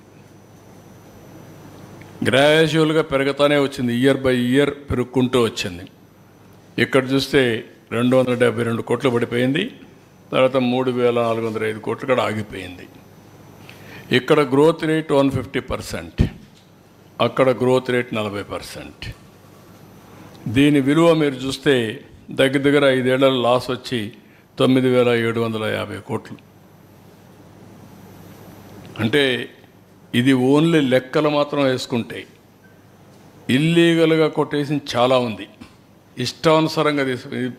ఇది ఒక పక్కన మినరల్ వెల్త్ని ప్రొటెక్ట్ చేసుకుంటూ రెగ్యులేట్ చేసి ఎప్పటికప్పుడు దాన్ని ఉపయోగించుకుంటే వచ్చే ఆదాయం, అట్ట కాకుండా ఇల్లీగల్గా దోపిడీ చేసి ఉన్నట్టు ఖాళీ చేసేయడం, ఫర్ ఫ్యూచర్కి కూడా రిజర్వ్స్ లేకుండా చేసేయడం, అది ఇప్పుడు జరిగినటువంటి కార్యక్రమాలు. నెక్స్ట్, ఇక్కడ మీరు చూస్తే CAGR సంవత్సరం 24% పెరిగింది, అక్కడికి వస్తే 7% తగ్గిపోయింది. అంటే 5 ఏళ్లలో ఆవరేజ్ గ్రోత్ రేట్ 24% అయితే అక్కడ 7%. ఇది ఎవరికి పోయింది? నేరుగా అవినీతి, దోపిడీ. కడాన విచిత్రంగా మీరు ఒకసారి ఆలోచిస్తే ఫారెస్ట్ అండ్ మైనింగ్ ఒక మంత్రి ఎప్పుడు ఉండడు, డిఫరెంట్ మినిస్టర్స్ ఉంటారు. చెక్స్ అండ్ బ్యాలెన్సెస్ ఇవి. మైనింగ్ ఉన్నప్పుడు వీళ్ళు లీజుకి అప్లై చేస్తారు, ఫారెస్ట్ ఏరియాలో అతను ఇవి ఉంటుంది, అలాంటివన్నీ కంట్రోల్ చేస్తారు. 2 డిపార్ట్మెంట్ కూడా ఒకేసారి ఇవ్వడం ఫస్ట్ టైం ఇది చరిత్రలో. చెక్స్ అండ్ బ్యాలెన్సెస్ కూడా దొంగ చేతికి తాళాలు ఇచ్చినట్టు ఒకరినే పెట్టుకుని దోపిడీకి ఫ్రీ చేశారు. మొత్తం రాష్ట్రం అంతా ఇష్టానుసారంగా చేసే పరిస్థితికి వచ్చారు. నెక్స్ట్, ఇక్కడ మీరు చూస్తే ఎంత భయంకరం అంటే సిలికా, నెల్లూరు జిల్లా లీజ్ హోల్డర్స్ అందరినీ ఫోర్స్ చేసి వాళ్ళు చెప్పిన రేటుకి, వీళ్ళు చెప్పిన రేటుకే మొనోపలి ప్రకారం వాళ్ళకే అప్పచెప్పాలి. 20 మంది లీజెస్ ఉంటే వాళ్ళందరూ కూడా ఒక స్లేవ్స్ మారిగా తయారు చేసి వీళ్ళకే అమ్మే వ్యవస్థను తీసుకొచ్చారు. బై ఫోర్స్, నువ్వు ఇంతకు ఇవ్వాలి, ఇవ్వకపోతే క్యాన్సిల్ చేస్తాం, వాళ్ళు మొత్తం చేసే పరిస్థితికి వచ్చారు. గ్రనైట్, ఇక్కడ 215 కోట్లు వేశారు MSMSP గ్రనైట్. వాడు ఇంకా 215 కోట్లు కట్టారు కాబట్టి force to hand over to Vamsadhara mines and granite, YCP MLA Koduru. Methodology, ఎక్కడ శ్రీకాకుళం, ఎక్కడ కోడూరు. వాళ్ళకేమీ జ్యూరిస్డిక్షన్ కూడా లేదు. ఆకాశమే హద్దుగా దోపిడీ చేసే పరిస్థితికి వచ్చారు. క్వాడ్జ్ ఆల్ లీజ్ హోల్డర్స్ని, ఈ మినరల్ అంతా వీళ్ళకి వాళ్ళని చేశారు, మొనోపలి చేసి. ఇక్కడ బ్లాకింగ్, అన్బ్లాకింగ్ ఆఫ్ లీజెస్ ఇవన్నీ చేసి ఇష్టానుసారంగా ఇక్కడుండే క్వాడ్జ్ అంతా వీళ్ళే దోపిడీ చేసే పరిస్థితికి వచ్చారు. లాటరైట్ ఈస్ట్ గోదావరిలో ఉంది. అది బలవంతంగా లీజ్ హోల్డర్స్ని ఫోర్స్ చేసి వీళ్ళు హ్యాండ్ ఓవర్ చేసుకొని వీళ్ళే ఆపరేట్ చేసే పరిస్థితికి వచ్చారు. వీళ్ళ సిమెంట్ ఫ్యాక్టరీకే సప్లై చేసుకోవడం, వాళ్ళ లారీలు మాత్రం అక్కడికి వెళ్ళడం, వాళ్ళు అసలు ఓనర్స్ ఎవడో లేకుండా చేసేయడం, ఇవన్నీ కూడా చేసే పరిస్థితికి వచ్చారు. నెక్స్ట్ ఇక్కడ మీరు చూస్తే Prakasam, vigilance and enforcement conducted inspections in 1920 155 quarry leases మీద ఇన్స్పెక్ట్ చేశారు. డిమాండ్ నోటీస్ ఇచ్చింది 23కి ఇచ్చారు. అంటే అప్పటికే 150 మంది సరెండర్ అయిపోయారు, మిగిలిన అందరూ సరెండర్ అయ్యారు. 23 మందికి 614 కోట్లు వేశారు. 614 కోట్లు వేసి వాళ్ళందరికీ ఆప్షన్ లేదు, షట్ డౌన్ చేసుకునే పరిస్థితి తీసుకొచ్చారు. ఆపరేషన్స్ అన్నీ మూసేసుకునే పరిస్థితికి వచ్చారు. ఇంకొక పక్కన మీరు చూస్తే Chittoor district, targeted inspections for carried. ఇందులో కూడా black granite leases in Chittoor district 248 కోట్లు పెనాల్టీ వేశారు వెంకటసాయి అండ్ లీజ్ హోల్డర్స్ పైన. వాళ్ళు హైకోర్టు పోయి ఏదో వస్తబడి అది అంతవరకు కాపాడుకున్నారు. మళ్ళీ కేసులు పెడతారు కాబట్టి అంతవరకు కాపాడుకున్నారు. ఇంకో పక్క సరస్వతి పవర్, వీళ్ళకి మాత్రం వీళ్ళ own factory. Lime stone lease అయిపోయింది, 5 ఏళ్లలో చేయలేదు, క్యాన్సిల్ చేశాం 2014లో. వీళ్ళు వస్తానే ఏజీ పోయి వాళ్ళతో కొల్లుడై ఆర్గ్యుమెంట్స్లో మేనేజ్ చేసి మళ్ళా రివైవ్ చేశారు. ఆ క్యాన్సిలేషన్ ఆర్డర్ని రివైవ్ చేసుకున్నారు సొంతానికి మాత్రం. మీకు మాత్రం సొంతానికి మాత్రం రివైవ్ చేసుకోవాలి, బయట వాడు ఎవడో ఆపరేట్ చేయడానికి వీలు లేదు. This is the operations the have done. ఇంకొక పక్క ఈశ్వరాపురం కాలర్ గ్రనైట్ చిత్తూరులో జూన్ 21. ఇవన్నీ కూడా మీరు చూస్తే 5 అప్లికేషన్స్ ఇష్టానుసారంగా ఓవర్లుక్ చేసి ప్రియారిటీ అన్నీ మంత్రికి కావాలి. 28 అర్లియర్ అప్లికేషన్స్ అన్నీ వైలేట్ చేసి మంత్రికి కావలసిన వాళ్ళకి వాళ్ళ బంధువులకు వాళ్ళకి లైసెన్స్ ఇచ్చేశాడు. లీజులు ఇచ్చుకునే పరిస్థితికి వచ్చారు. అంటే 1-2 కాదు, ఏది చూసినా వైలేషన్, దౌర్జన్యం. కడా నాలాంటి వాడిని బయట రానియకుండా చేస్తా అన్నప్పుడు మామూలు వాళ్ళు వీళ్ళకి ఒక లెక్క కూడా కాదు. అలాంటి దుర్మార్గమైన కార్యక్రమాలు చేశారు. నా కాన్స్టిట్యున్సీలో చేశారు కడాన. నా కాన్స్టిట్యున్సీకి వెళితే నన్నే క్వారీ దగ్గరికి పోనీయకుండా ఉంటే బలవంతంగా నేను సర్ప్రైజ్గా చెప్పకుండా నేను క్వారీ దగ్గరికి వెళ్ళి డెమాన్స్ట్రేట్ చేశాను. కేజీఎఫ్ మైనింగ్ మరి కానీ ఇక్కడ మైనింగ్ చేసే పరిస్థితికి వచ్చారు. అవన్నీ చూపించాను. అంటే 3 ఏళ్లలో పెద్ద ఎత్తున లూటీ చేస్తే అది ఆపడానికి నాకు దేవుడు కనపడ్డాడు. నేను లెటర్ రాస్తే పట్టించుకోరు. Then I have to write letters continuously. మా వాళ్ళ పంపేయాలంటే భయం, మా వాళ్ళకి కొడతారు, కేసులు మా మీద పెడతారు మళ్ళీ. అంటే ప్రభుత్వ ఆస్తుల్ని కాపాడడానికి ఎన్ని విధాల అవస్థపడ్డామో అన్ని విధాల అవస్థపడ్డాం. అయినా కూడా కోఆపరేషన్ రాలేదు, దోపిడీ మాత్రం ఆగలేదు, ఇష్టానుసారంగా చేసే పరిస్థితికి వచ్చారు. నెక్స్ట్ ఇంకో పక్క గ్రనైట్, సిలికా శాండ్, గ్రావెల్ ఇవన్నీ ఫారెస్ట్ ఏరియాలు. ఇక్కడ ఇది కుప్పం ద్రవిడ యూనివర్సిటీ. ద్రవిడ యూనివర్సిటీలో illegal mining. Can you imagine? అది కూడా ఆపలేకపోయాం. అక్కడ ఒక రిజిస్ట్రార్, ఒక వైస్ ఛాన్సలర్ ఉంటారు. ఏమన్నాను వాళ్ళని? అంటే ఎంత భయంకరమైన వ్యక్తులు, ఎక్కడికి పోయింది పరిపాలన, ఎంత జరిగిందో మీరు ఒక్కసారి గుర్తుపెట్టుకోవాలి.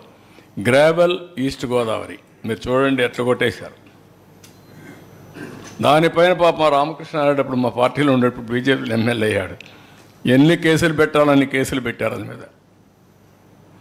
ఇంకొక పక్కన సిలికా శాండ్ నెల్లూరు మన చంద్రమోహన్ రెడ్డి పెద్ద ఇష్యూ చేసి అక్కడంతా పెద్ద ఫైట్ చేశాడు. క్వాడ్జ్ నెల్లూరు అటు చూడండి ఎంతవరకు లాగిచ్చేసారంటే ఇష్టానుసారంగా దోపిడీ చేశారు. నెక్స్ట్, దీనివల్ల దగ్గర 19,000 కోట్ల రూపాయలు. Inefficient mineral administration 9,750. ఇన్ఎఫిషియంటే కాదు, కొల్యూషన్. అదే మరి free sand policy, illegal sand mining operations 6,940, ఇంకా ఎక్కువే ఉంటుంది. అది మినిమం మోడెస్ట్ ఫిగర్. అది non recovery of pending dues from sand contract 1,167 కోట్లు. Revenue loss due to outsourcing of mineral permits 1000 కోట్లు. Non recovery of pending dues from SCC contractors 220 కోట్లు. మొత్తం కలిసి 19,137 కోట్లు. Damage due to environmental violations are unquantifiable. అది thousands of crores ఉంటే ఉండొచ్చు. ఈ వైలేషన్స్ వల్ల జనరేషన్స్ టుగెదర్ సఫర్ అవుతారు. వాతావరణం ఇంబ్యాలెన్స్ కావడం, పర్యావరణం దెబ్బతినడం, ఇవన్నీ కూడా జరిగే పరిస్థితి వస్తుంది. ఇవన్నీ కూడా చాలా పెద్ద ఎత్తున సఫర్ అయ్యారు. నేను ఒకటే మిమ్మల్ని కోరుతున్నా, ఈ సంపద మీది. ఈ సంపద పరిరక్షించుకునేది ఒక బాధ్యత. ఎవరికైనా ఇచ్చినా డిస్క్రీట్గా వాళ్ళు వాడుకోవాలి. రూల్స్ ప్రకారం వాళ్ళు వాడుకునే హక్కు వాళ్ళకుంది. ఈ మధ్యకాలంలో ఎవరైనా సరే మీది కడాన మెటల్ క్వారీ కూడా బలవంతంగా లాక్కున్నారు. మెటల్ క్వారీ బలవంతంగా లాగేసుకున్నారు. ఇలాంటి చాలా అరాచకాలు జరిగాయి. ఎక్కడెక్కడ అరాచకాలు జరిగాయో అవన్నీ ముందుకు రండి. మీ యొక్క క్వారీ మీకే ఇస్తాం, మీరు ఆపరేట్ చేసుకోండి, ధర్మబద్ధంగా ముందుకెళ్ళండి, చట్ట ప్రకారం పనిచేసుకోండి. మీకు పూర్తిగా రక్షణ ఉండే బాధ్యత మాది. మా ప్రభుత్వం పూర్తిగా అండగా ఉంటాం. మేము చేస్తామని మరొక్కసారి అందరికి హామీ ఇస్తున్నా, పిలిపిస్తున్నా. వీళ్ళు చేసినటువంటి పర్యావరణ ముప్పు కానీ, చట్ట వ్యతిరేక కార్యక్రమాలు కానీ ఇవన్నీ కూడా అనలైజ్ చేస్తాం. అనలైజ్ చేసి ఎంత పెద్దవాళ్ళైనా సరే కఠినంగా శిక్షిస్తాం. చట్ట ప్రకారం అందరినీ కూడా పనిష్ చేస్తాం. నెక్స్ట్, ఇక్కడ కొన్ని ఫోటోలు ఇచ్చాం. మీరు చూసే quartz Nellore, silica sand Nellore, gravel east Godavari, అక్కడ క్వాడ్జ్ నెల్లూరు చంద్రమోహన్ రెడ్డి ఫైట్ చేశాడు. ఇవన్నీ వేరియస్ ఫొటోస్. నెక్స్ట్, ఇక్కడ కూడా గ్రనైట్ ప్రకాశం, గెలాక్సీ గ్రనైట్కి నేను పోరాడిన విధానం నాకు ఇప్పుడు కూడా జ్ఞాపకం ఉంది. అలాంటి గ్రనైట్ అంతా కూడా హస్తగతం చేసుకున్నారు. Gravel Kakinada, quartz Nellore, laterite Anakapalli, gravel Krishna, ఇవన్నీ కూడా ఇష్టానుసారంగా వెళ్ళాయి. నెక్స్ట్, అక్కడ ఇంకొక విషయం కూడా, పోలవరం రైట్ బ్యాంక్ కెనాల్ దగ్గర ఎంత లాస్ అంటే దానికి ఎవరు ఎస్టిమేట్ చేశారు? 800 కోట్ల రూపాయలు విలువ చేసే గ్రావెల్ని తోలేశారు. అంటే అది 800 crores అని చెప్పే ఈజీ, కానీ ఒక కాలువకి బండ్ కడతాం, బండే తీసుకెళ్ళిపోయారు, గట్టును లాక్కెళ్ళిపోయారు, కొట్టేసుకుని పోయారు. ఇప్పుడు ఎవరు? నువ్వు కాదు కదా. పేర్లన్నీ వస్తాయి. ఇప్పుడు ఒక పేరు చెప్పి ఒక పేరు చెప్పకపోతే పాపం చాలామంది బాధపడతారు. నేను ఒకరిద్దరు పేర్లు చెప్పదలుచుకోలేదు. ఎవరు చేశారో అందరికీ వర్తిస్తుంది. ఇది ద్రోహం అవునా కాదా? ఇది మామూలు ద్రోహం కాదు. మనం గుర్తుపెట్టుకోవాల్సిన అవసరం ఉంది. ఏదైనా కానీ వరదలు వస్తే ఏ విధంగా ప్రొటెక్ట్ చేస్తావు ఆ కాలువని? అంటే ఎంత దౌర్జన్యం, లేకుంటే అరాచకం, లేకుంటే వీళ్ళకి ఇంకా ఇష్టానుసారంగా చేయడం, పొగరెక్కి ఏం చేసినా జరిగిపోతుందని కడాన కాలువ బండును కూడా వేసే పరిస్థితికి వచ్చారంటే వరదలు వచ్చినా లేకుంటే వర్షాలు వచ్చినా ప్రమాదకరమైనటువంటి విషయం ఇది. అమరావతి గ్రావెల్ని వేశారు, రోడ్డు మీద ఉండే మట్టిని నాకు వెళ్ళిపోయారు. ఇంకా వీళ్ళని చూద్దాం. ఇకపోతే ఫారెస్ట్ ఏరియాలో కూడా స్మగ్లింగ్, రెడ్ శాండర్స్ పెద్ద ఎత్తున జరిగారు. దీనివల్ల ఇల్లీగల్ మైనింగే కాకుండా ఇవన్నీ కూడా ఫారెస్ట్ ల్యాండ్ అన్నీ చేశారు, మ్యాంగ్రోవ్ ఫారెస్ట్ చేశారు. నెక్స్ట్ ఇక్కడ మీరు చూస్తే లార్జ్ స్కేల్ స్మగ్లింగ్ జరిగింది. అది కూడా చేయడం కూడా చాలా సిస్టమేటిక్గా నేరస్తులు ఎట్లా చేస్తారంటే, ఫస్ట్ ఇక్కడ 230 మంది తగ్గించేశారు, వేకెన్సీలు పెట్టారు. 423 మందులు మనుషులు లేకపోతే స్మగ్లర్స్ యథేచ్ఛగా దోచకపోవచ్చు. అక్కడి నుంచి ఏం చేశారంటే 4 FBOస్ని 5 FROస్ని ఆన్ డ్యూటీ పంపించారు. ఎక్కడికి పంపించారు? శ్రీకాకుళం పంపించారు. మీరు అక్కడ పోయి డ్యూటీ చేయండి, మేము ఇక్కడ స్మగ్లింగ్ చేసుకుంటా అని అక్కడ ఉండే ఆఫీసర్లందరినీ ఇట్లా పంపించారు. ఇంకొక పక్క బడ్జెటరీ ప్రొవిజన్స్ ఇవ్వకుండా నిలిపేశారు. డబ్బులు లేకపోతే బయట కూడా తిరగలేరు, వీళ్ళకి వెహికల్స్ కూడా ఉండవు, అది చేశారు. ఇవన్నీ చేసి 1923 836 మెట్రిక్ టన్నులకు మాత్రం అమ్మగలిగారు. అంత మునుపు 6000 మెట్రిక్ టన్నులు అమ్మాం. అంటే మొత్తం వచ్చినదంతా కూడా వీళ్ళే స్మగ్లింగ్ చేసుకొని వేరే దేశాలకు, ముఖ్యంగా చైనాకు తీసుకుపోయే పరిస్థితికి వచ్చారు. నెక్స్ట్ దీని విలువ కూడా మీరు చూస్తే 440 కోట్లు మాత్రం వీడు వచ్చినా చేశారు. 14-19 అయితే 1623 కోట్లు ఇచ్చాం, అప్పుడు రెవెన్యూ వచ్చింది. దాంట్లో 27% మాత్రం చేయగలిగారు. 1623 కోట్ల రూపాయల ఆదాయం 14-19 వస్తే 19-24 440 కోట్లు వచ్చింది, 40 కోట్లు వచ్చింది. దీని పర్సంటేజ్ చూస్తే 27%. అంటే ఇక్కడ మనం గుర్తుపెట్టుకోవాల్సింది, స్మగ్లింగ్ చేయడాన్ని ప్రోత్సహించారు. స్మగ్లర్స్కి ఒక డెన్గా తయారైంది. అక్కడి నుంచి ఇల్లీగల్ యాక్టివిటీస్ చేసే పరిస్థితికి వచ్చారు. ఈ డబ్బులు తీసుకొని ఈ ఆదాయంతో రాజకీయంగా వీళ్ళ ఇష్ట ప్రకారం పెత్తనం చేసే పరిస్థితికి వచ్చారు. కడాన స్మగ్లర్ అరెస్ట్ అయిన వ్యక్తి చిత్తూరు ఎమ్మెల్యేగా పోటీ చేసే పరిస్థితికి వచ్చాడు.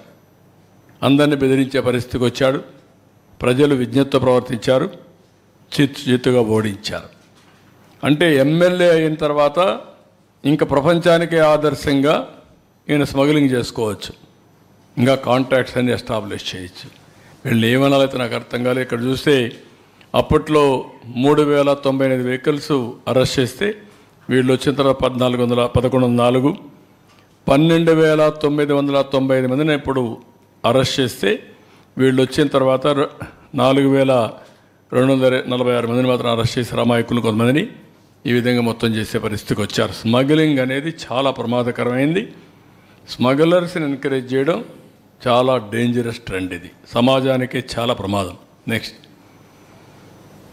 ఇక్కడ illegal mining, encroachments in forest area, Punganur కార్బేట్ నగరంలో ఏదైతే ఫారెస్ట్ ఏరియాలో 6.725 హెక్టార్లు పర్మిషన్లు ఇవ్వడం, ఇంకొక పక్క కార్బేట్ నగరంలో 19.5 హెక్టార్ని పర్మిషన్ ఇవ్వడం, పల్నాడు ఏరియాలో ఇష్టానుసారంగా యథేచ్ఛగా అడవుల్ని కొట్టేయడం, ఇవన్నీ కూడా ఇష్టానుసారంగా చేసే పరిస్థితి. చాలా అడవులు ఖాళీ చేసే పరిస్థితికి వచ్చారు. 1-2 కాదు, చాలా ఉన్నాయి. రవ్వలకొండ ఉంది కర్నూలులో, బ్రహ్మంగారు కాలజ్ఞానం రాశాడు అక్కడ, దాన్ని కొట్టేశారు. అంటే ఏమి ఒక హిస్టారికల్ ప్లేసు, దీని జోలుకు పోకూడదని కూడా లేదు, దాన్ని కూడా కొట్టేసే పరిస్థితికి వచ్చారు. నెక్స్ట్ ఇక్కడ మ్యాంగ్రోవ్ ఫారెస్ట్ 58 ఎకరాలు 10-11 ఈ డివిజన్లో ఇష్టానుసారంగా చేశారు. తర్వాత కోర్టు పోయి మన వాళ్ళు ఇది చేసే పరిస్థితి. NGT అయితే 5 కోట్లు ఫైన్ కూడా వేశారు. నెక్స్ట్ ఇది రిషికొండ. నెక్స్ట్ బంగ్లా లేదా? నెక్స్ట్ మీరు చూడండి, ఎవడైనా చేస్తాడండి ఈ పని. ఎంత కొవ్వు ఉండాలండి మనుషులకి. దాన్ని మాట్లాడతారు. ఇప్పుడు ఆ బిల్డింగ్ ఎందుకు కట్టారంటే ప్రెసిడెంట్ ఆఫ్ ఇండియా వస్తాడంట, ప్రైమ్ మినిస్టర్ వస్తారంట, వాళ్ళ గెస్ట్ హౌస్ కింద వీళ్ళు కట్టారంట. ప్యాలెస్ ప్యాలెస్ కవర్ చేశారు, కనపడకుండా షీట్ వేశారు. ఎరోజన్ కంట్రోల్ చేయడానికి షీట్ వేశారు.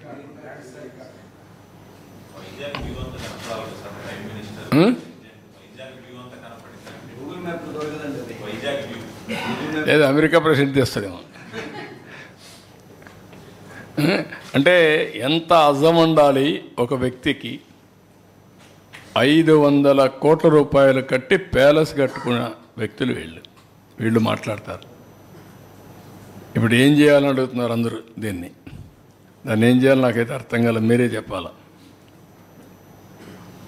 ఇలాంటివి అరాచకాలకు పరాకాష్ట. ఇలాంటి ఆలోచన విధానం ప్రజలకు సేవకులుగా ఉండాలి తప్ప రాజులు కాదు, రారాజులు కాదు. అవన్నీ అయిపోయినాయి, ఇంకా వీళ్ళలో మార్పు రాలేదు. ఇది ప్రజాధనాన్ని అడ్డంగా దుర్వినియోగం చేయడం. ఫారెస్ట్ అనేది ఋషికొండ అనేది ఋషులు అక్కడ తపస్సు చేసిన ప్రాంతం. అది ఒకప్పుడు ఎవరైనా సరే విశాఖపట్నానికి వస్తే ఈ కొండ చూసిన తర్వాత మేము విశాఖపట్నం వచ్చామని ఈ ఓడలు ఇవన్నీ వచ్చినప్పుడు, పడవలు వచ్చినప్పుడు చూసుకునేవారు. అలాంటి ఋషి కొండకు కూడా ఇది చేసే పరిస్థితి వచ్చారు. అక్కడ ఎర్ర దెబ్బలు అవన్నీ అయిపోయినాయి, అవేం కనపడవు ఇప్పుడు. లేవు కదా, అన్నీ పోయినాయి కదా, అయిపోయినాయి, మింగేశారు అవన్నీ. అది ఎంత బ్యూటిఫుల్గా ఉందంటే, నేను టూరిజాన్ని ప్రమోట్ చేయడానికి దాన్ని అంతా రిజర్వ్ చేసి ఒక కొన్ని వందల సంవత్సరాల్లో అలాంటివన్నీ ఏర్పడతా ఉంటాయి. భూమిలో వచ్చే మార్పులు కానీ, ఆ పర్టికులర్గా ఉండే దీంట్లో రియాక్షన్స్ కానీ దానివల్ల వస్తాయి. అవి కూడా పోయే పరిస్థితికి వచ్చాయి. సో నెక్స్ట్ అంతే. ఇది ఈరోజు నేను ప్రజలందరికీ విజ్ఞప్తి చేస్తున్నాను. మీ భూములు ఎవరైనా కొట్టేసినా, మీ అసైన్మెంట్ భూములు బలవంతంగా లాగేసుకొని ఫ్రీ హోల్డ్ చేసుకున్నా, లేకపోతే మీకు తెలిసి ఎక్కడైనా అరాచకాలు అన్యాయాలు చేసి ప్రభుత్వ భూములు కానీ ప్రైవేటు భూములకు కానీ హాని తలపెట్టిన వ్యక్తులుంటే అవన్నీ మాకు చెప్పండి. మళ్ళీ తిరిగి మీకు ఇప్పించే బాధ్యత మాది. చట్ట వ్యతిరేకంగా ఆక్యుపై చేసుకున్న వాళ్ళని పనిష్ చేసే బాధ్యత కూడా తీసుకుంటాం. 2, ఖనిజ సంపద. భూగర్భ ఖనిజ సంపద సమాజ హితం కోసం ఉపయోగించుకోవాలి. అది కూడా వాల్యూ అడిషన్కి వెళ్ళాలి తప్ప ఇష్టానుసారంగా దోపిడీ చేయడం కరెక్ట్ కాదు. అందరికీ విజ్ఞప్తి చేస్తున్నా, ఎవరైనా మీవి క్రషర్ దగ్గర నుంచి పెద్ద పెద్ద క్వారీ వరకు ఏదున్నా కూడా మీవి కానీ బలవంతంగా లాగేసుకుంటే మీరు మాకు రిపోర్ట్ చేయండి. ముందుకు రండి, ధైర్యంగా మీకు ఇప్పిస్తాం. యథేచ్ఛగా ఫ్రీగా మీరు చేసుకునే స్వేచ్ఛ మీకు కల్పిస్తాం. ఇది 2వది. 3వది, ఫారెస్ట్ ఏరియాని ఏ విధంగా కొట్టేశారో మీరే చూశారు. ఇలాంటి అడవులను కూడా మింగేసే ఈ ఆనకొండల్ని మనం గుర్తుపెట్టుకోవాల్సిన అవసరం ఉంది. వీళ్ళందరినీ పనిష్ చేయాల్సిన అవసరం ఉంది. ఆ రోజు ఫారెస్ట్ మినిస్టర్గా పనిచేసిన వ్యక్తులు కానీ, ముఖ్యమంత్రిగా పనిచేసిన వ్యక్తులు కానీ పదవికి అర్హుల? ప్రజాస్వామ్యంలో ఇలాంటి వ్యక్తులు ఉండవలసిన అవసరం ఉందని కూడా ప్రజలు ఆలోచించాల్సిన అవసరం ఉంది. ఈరోజు మేము ఇచ్చిన డేటా చాలా తక్కువ. మా ఆఫీసులో ఇంత డేటా లేదు. ఒకవేళ నాకు పార్టీ ఆఫీసులో నేను వెరిఫై చేయకుండా ఇస్తే కూడా కరెక్ట్ కాదు. ఇంకా కలెక్ట్ చేయాల్సిన చాలా ఉంది. అరాచకాలు చాలా జరిగాయి. ఎక్కడ పోయినా నా కొండలు చూస్తే చాలా బాధేసింది, గుండెలు పిండేసి అంత బాధపడ్డా. నేను జపాన్కు పోతే ఆ కొండలను చూస్తే నాకు ఆనందం. ఒక్కొక్క కొండ పైన ఒక్కొక్క రకమైన ఫ్లవర్స్ ఉంటాయి. అక్కడ అలాంటి గార్డెన్స్ చూడడానికి, అడవులు చూడడానికి సీజన్లో కొంతమంది వస్తారు. నాకు తిరుపతి ఎప్పుడూ ఒక ఉదాహరణ. తిరుపతిలో నేను డిఫరెంట్ ఫ్లవర్స్ వేయాలని చెప్పి ఆలోచించాను. ఎందుకంటే తిరుపతి నుంచి ఇటు చూస్తే బ్రహ్మాండంగా కలర్ఫుల్గా కనపడే విధంగా ఉండాలని. విశాఖపట్నం పోతే నాకు ఎప్పుడూ ఒక కోరిక, ఆ కొండల చుట్టుపక్కలంతా కూడా మంచి ఫ్లవర్స్ వేస్తే ఎక్కడ సింహాచలం కొండలు అవన్నీ బ్రహ్మాండంగా ఉంటాయని. దానికే నేను కొండపైన అయితే మీరు ఒకసారి చూసి తిరుమల పైన చాలా వరకు ఈ ఆర్నమెంటల్ ప్లాంట్సే కాకుండా మెడిసినల్ ప్లాంట్స్ పెట్టాం. ఎందుకు పెట్టామంటే అక్కడ మెడిసినల్ ప్లాంట్స్ ఉంటే ఆ స్మెల్ కానీ ఆరోగ్యం గారికి బ్రహ్మాండంగా ఉండాలని కూడా ఆలోచించాం. ఈ విధంగా మనం ఫారెస్ట్ ఏరియాలో మీకు ఐడియా ఉంటుంది, నేను ఉన్నప్పుడు హెలికాప్టర్ల ద్వారా సీడింగ్ చేసాం, ఎయిర్ సీడింగ్ చేశాం, వన ఉత్సవాలు చేశాం. ఇవన్నీ చేస్తే ఈరోజు ఫారెస్ట్లను కూడా నరికేసే పరిస్థితికి వచ్చారు, డిప్లేషన్ చేసే పరిస్థితికి వచ్చారు.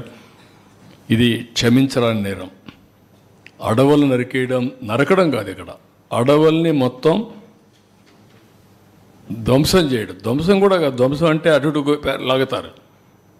అడవుల్ని లేకుండా చేసేయడం, అడవిని నామరూపాలు లేకుండా చేయడం, అలాంటివి చేసే పరిస్థితికి వచ్చారు. కాబట్టి అక్కడ కూడా చెప్తాను, మీ అడవుల్ని మీరు కాపాడుకోండి. దానివల్ల పర్యావరణాన్ని మీరు కాపాడుకున్నట్టు అవుతుంది. ఆ పర్యావరణం వల్ల వాతావరణం సమతుల్యంగా ఉంటుంది. మనకు వానలు కురవాలన్నా లేకపోతే మంచి జరిగే పరిస్థితి వస్తుంది. ఈ విషయం ప్రతి ఒక్కరు గుర్తుపెట్టుకోవాల్సిందిగా కోరుతున్నాం.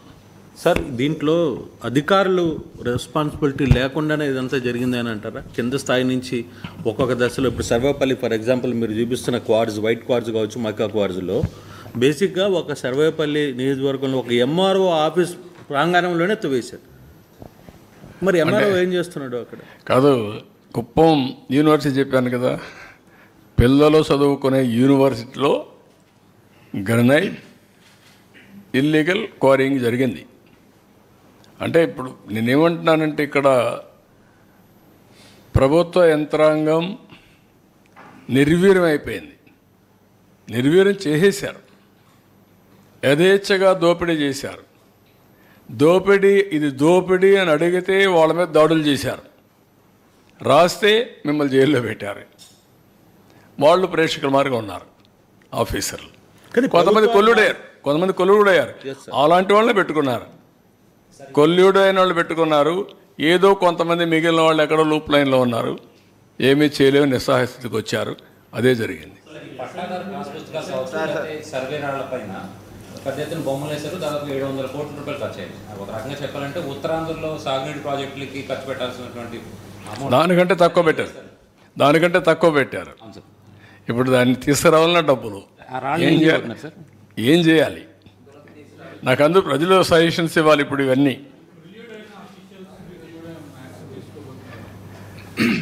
రాయకుండా మీరు పత్రిక వాళ్ళ పని కూడా తీసుకోవాలి. ఇప్పుడు కాదు, నేనేమంటున్నానంటే మీకు అందరికీ ఇది ఒక ఇటీవల కాలంలో నేను కొన్ని టఫ్ స్టాండ్ తీసుకుంటున్నాను. మనుషులు కావాలి కదా పనిచేయడానికి, గవర్నమెంట్ అంటే రన్ కావాలి కదా. ముందు ఎంతమందిని పనిష్ చేయగలుగుతాం కూడా అర్థం కావడం లేదు నాకు. క్రైమ్లో ఒకరిద్దరు పార్ట్నర్స్ అయితే పర్లేదు, క్రైమ్లో అందరినీ సైలెంట్ చేసేసి పార్ట్నర్ చేసే పరిస్థితికి వచ్చారు. నువ్వు పని చేయాలి వచ్చేటికి. అదేనయ్యా, నువ్వు చాలా తెలివి. నీకు 5 ఏళ్ళ తర్వాత నేను మళ్ళా మాజీ అవ్వాలనుకుంటున్నావు. ప్రజలకు సమస్యలు పరిష్కారం. ఇప్పుడు ఊర్లో మస్కిటోస్ కుడుతున్నాయి, మందు కొట్టకర్లా. నేను 5 ఏళ్ళ తర్వాత వస్తాను, ముందు అందరినీ పనిష్ చేసి రిక్రూట్ చేసి వస్తానంటే అవుతుందా? గుర్తుపెట్టుకోవాలి, 3 రాజధానులు ఏమైనాయి. కానీ పనిష్ చేసి తప్పు చేసిన వాళ్ళు వదిలిపెట్టను, కానీ పని కూడా కావాలి. 2 బ్యాలెన్స్ ఉంటుంది.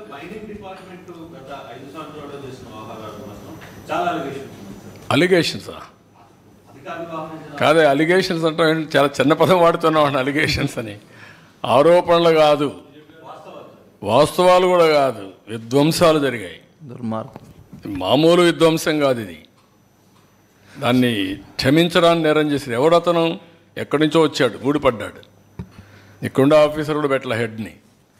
దోపిడీకి యథేచ్ఛగా చేయడానికి అన్ని డిపార్ట్మెంట్లో మీరు చూస్తే క్రమ పద్ధతిలో టీటీడీ ఎక్కడ ఆఫీసర్ అతను, ఎక్కడ డిఫెన్స్లో పనిచేశాడంట, లేకపోతే బ్రెవరీస్ కార్పొరేషన్, లేకపోతే మైనింగ్ కార్పొరేషన్, లేకపోతే ఇంకొక పక్కన ఫైబర్, చాలా అన్ని ఆల్మోస్ట్ ఆల్ రెవెన్యూ డబ్బులు వచ్చే డిపార్ట్మెంట్స్ అన్నీ కూడా మీరు చూస్తే బయటని తీసుకొచ్చి పెట్టారు. దోపిడీకి కోసమే తీసుకొచ్చి పెట్టి దోపిడీ చేశారు తప్ప ఇంకోటి కాదు. అలాంటి వాళ్ళే పెట్టారు అక్కడ.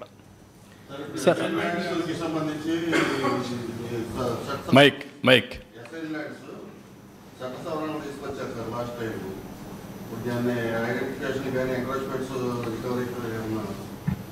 అందుకే చెప్పాను ఒక ల్యాండ్ గ్రాబింగ్ యాక్ట్ తీసుకొస్తున్నాను. ఇప్పుడు ఇంకా స్టిల్ ఆ 596 జీవో ఇంకా ఫోర్స్లోనే ఉంది, ఇంకా జరుగుతూనే ఉన్నాయి. ఆ జీవో రావడానికి రిజిస్ట్రేషన్ డిపార్ట్మెంట్ 3 మెమోలు ఇచ్చారు, ఈ వెంటనే చేయమని చెప్పేసి. ఇప్పుడు అది కంటిన్యూగా జరుగుతూనే ఉంది. దానికి సంబంధించి సిఎస్సి కూడా ఎలక్షన్ వచ్చింది. అంటే మీరు ఇప్పుడు మీకు చూశారు కదా, ముచ్చట పేరు పెట్టారు కదా, ఏమని? పేదవాళ్ళకు మేము భూమి ఇస్తే వీళ్ళు అడ్డుపడుతున్నారు, పేదవాళ్లకు భూమి ఇచ్చేసి ఫ్రీ హోల్డ్ ఇస్తున్నామని చెప్పి వీళ్ళు కొట్టేశారు. జరిగింది వాస్తవం అది. కానీ పేరు మాత్రం పేదవాళ్ళకు మేము భూమి ఇచ్చామనేది. ఇటీవల కాలంలో మీరు చూస్తున్నారు, నేను మాట్లాడుతూ ఉంటే ఆ సబ్జెక్ట్ మాట్లాడరు, మిగిలినన్నీ మాట్లాడుతున్నారు. నేను ఒకటే అడుగుతున్నా, నేను మాట్లాడేదంతా కూడా సాక్ష్యాధారాలతో సహా ఉన్నా. మీరు బెదిరిస్తే భయపడేదానికి సిద్ధంగా లేము, లేకుంటే కన్ఫ్యూజ్ చేయడానికి ప్రయత్నం చేస్తే కన్ఫ్యూజ్ కావడానికి సిద్ధంగా లేము. నేరాన్ని నేరంగానే చూస్తాం, నేరస్తులను నేరస్తులుగానే చూస్తాం, తప్పు చేసిన వాడిని పనిష్ చేస్తాం. అదే సమయంలో రాజకీయ వివక్షత ఉండదు. తప్పు చేసి రాజకీయ ముసుగులో తప్పించుకోవాలంటే కుదరదు. ఆ విషయం గుర్తుపెట్టుకోమని హెచ్చరిస్తాను ప్రతి ఒక్కరిని. డెఫినెట్గా నేను అన్నీ ఆలోచిస్తాను. ఇంకా డిస్కషన్ జరగనియండి, ప్రజలందరూ చర్చించండి. అసెంబ్లీలో కూడా చర్చిస్తాం ఇవన్నీ వైట్ పేపర్స్ అన్నిటిపైన. తర్వాత ప్రజల్లో కూడా తీసుకెళ్ళిన తర్వాత ప్రజావిష్ట ప్రకారం వాళ్ళు ఏది కోరితే అది చేస్తా. కానీ ఎంత పెద్దవాడైనా సరే దోపిడీని ఆపుతాం, దోపిడీదారులను శిక్షిస్తాం. సార్ టీడీఆర్ బండ్లో కూడా వన్ బై వన్.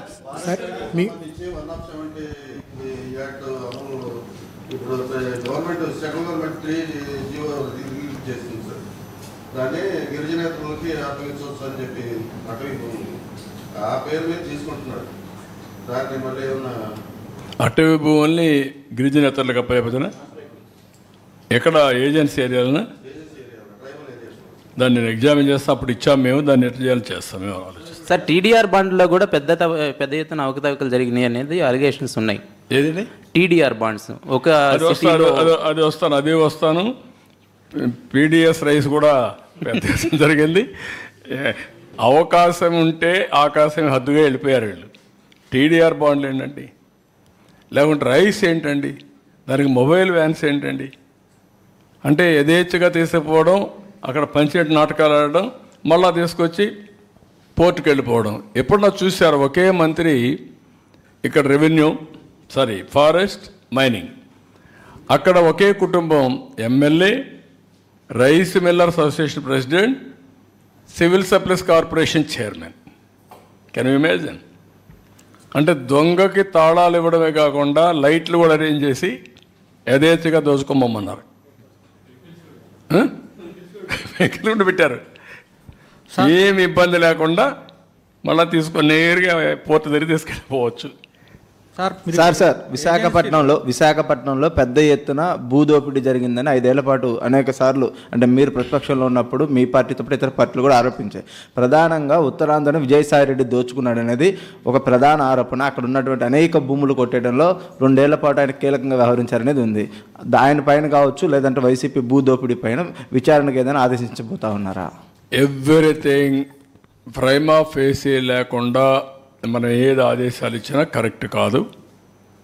నేను మొత్తం డేటా తీసుకున్న తర్వాత ఎంత పెద్దవాళ్ళైనా సరే ఎంక్వైరీ ఉంటుంది, చట్ట ప్రకారం అందరికీ శిక్ష ఉంటుంది. No question of compromise for anybody. Sir, how much time would you require to resolve all these land disputes? ఏమండి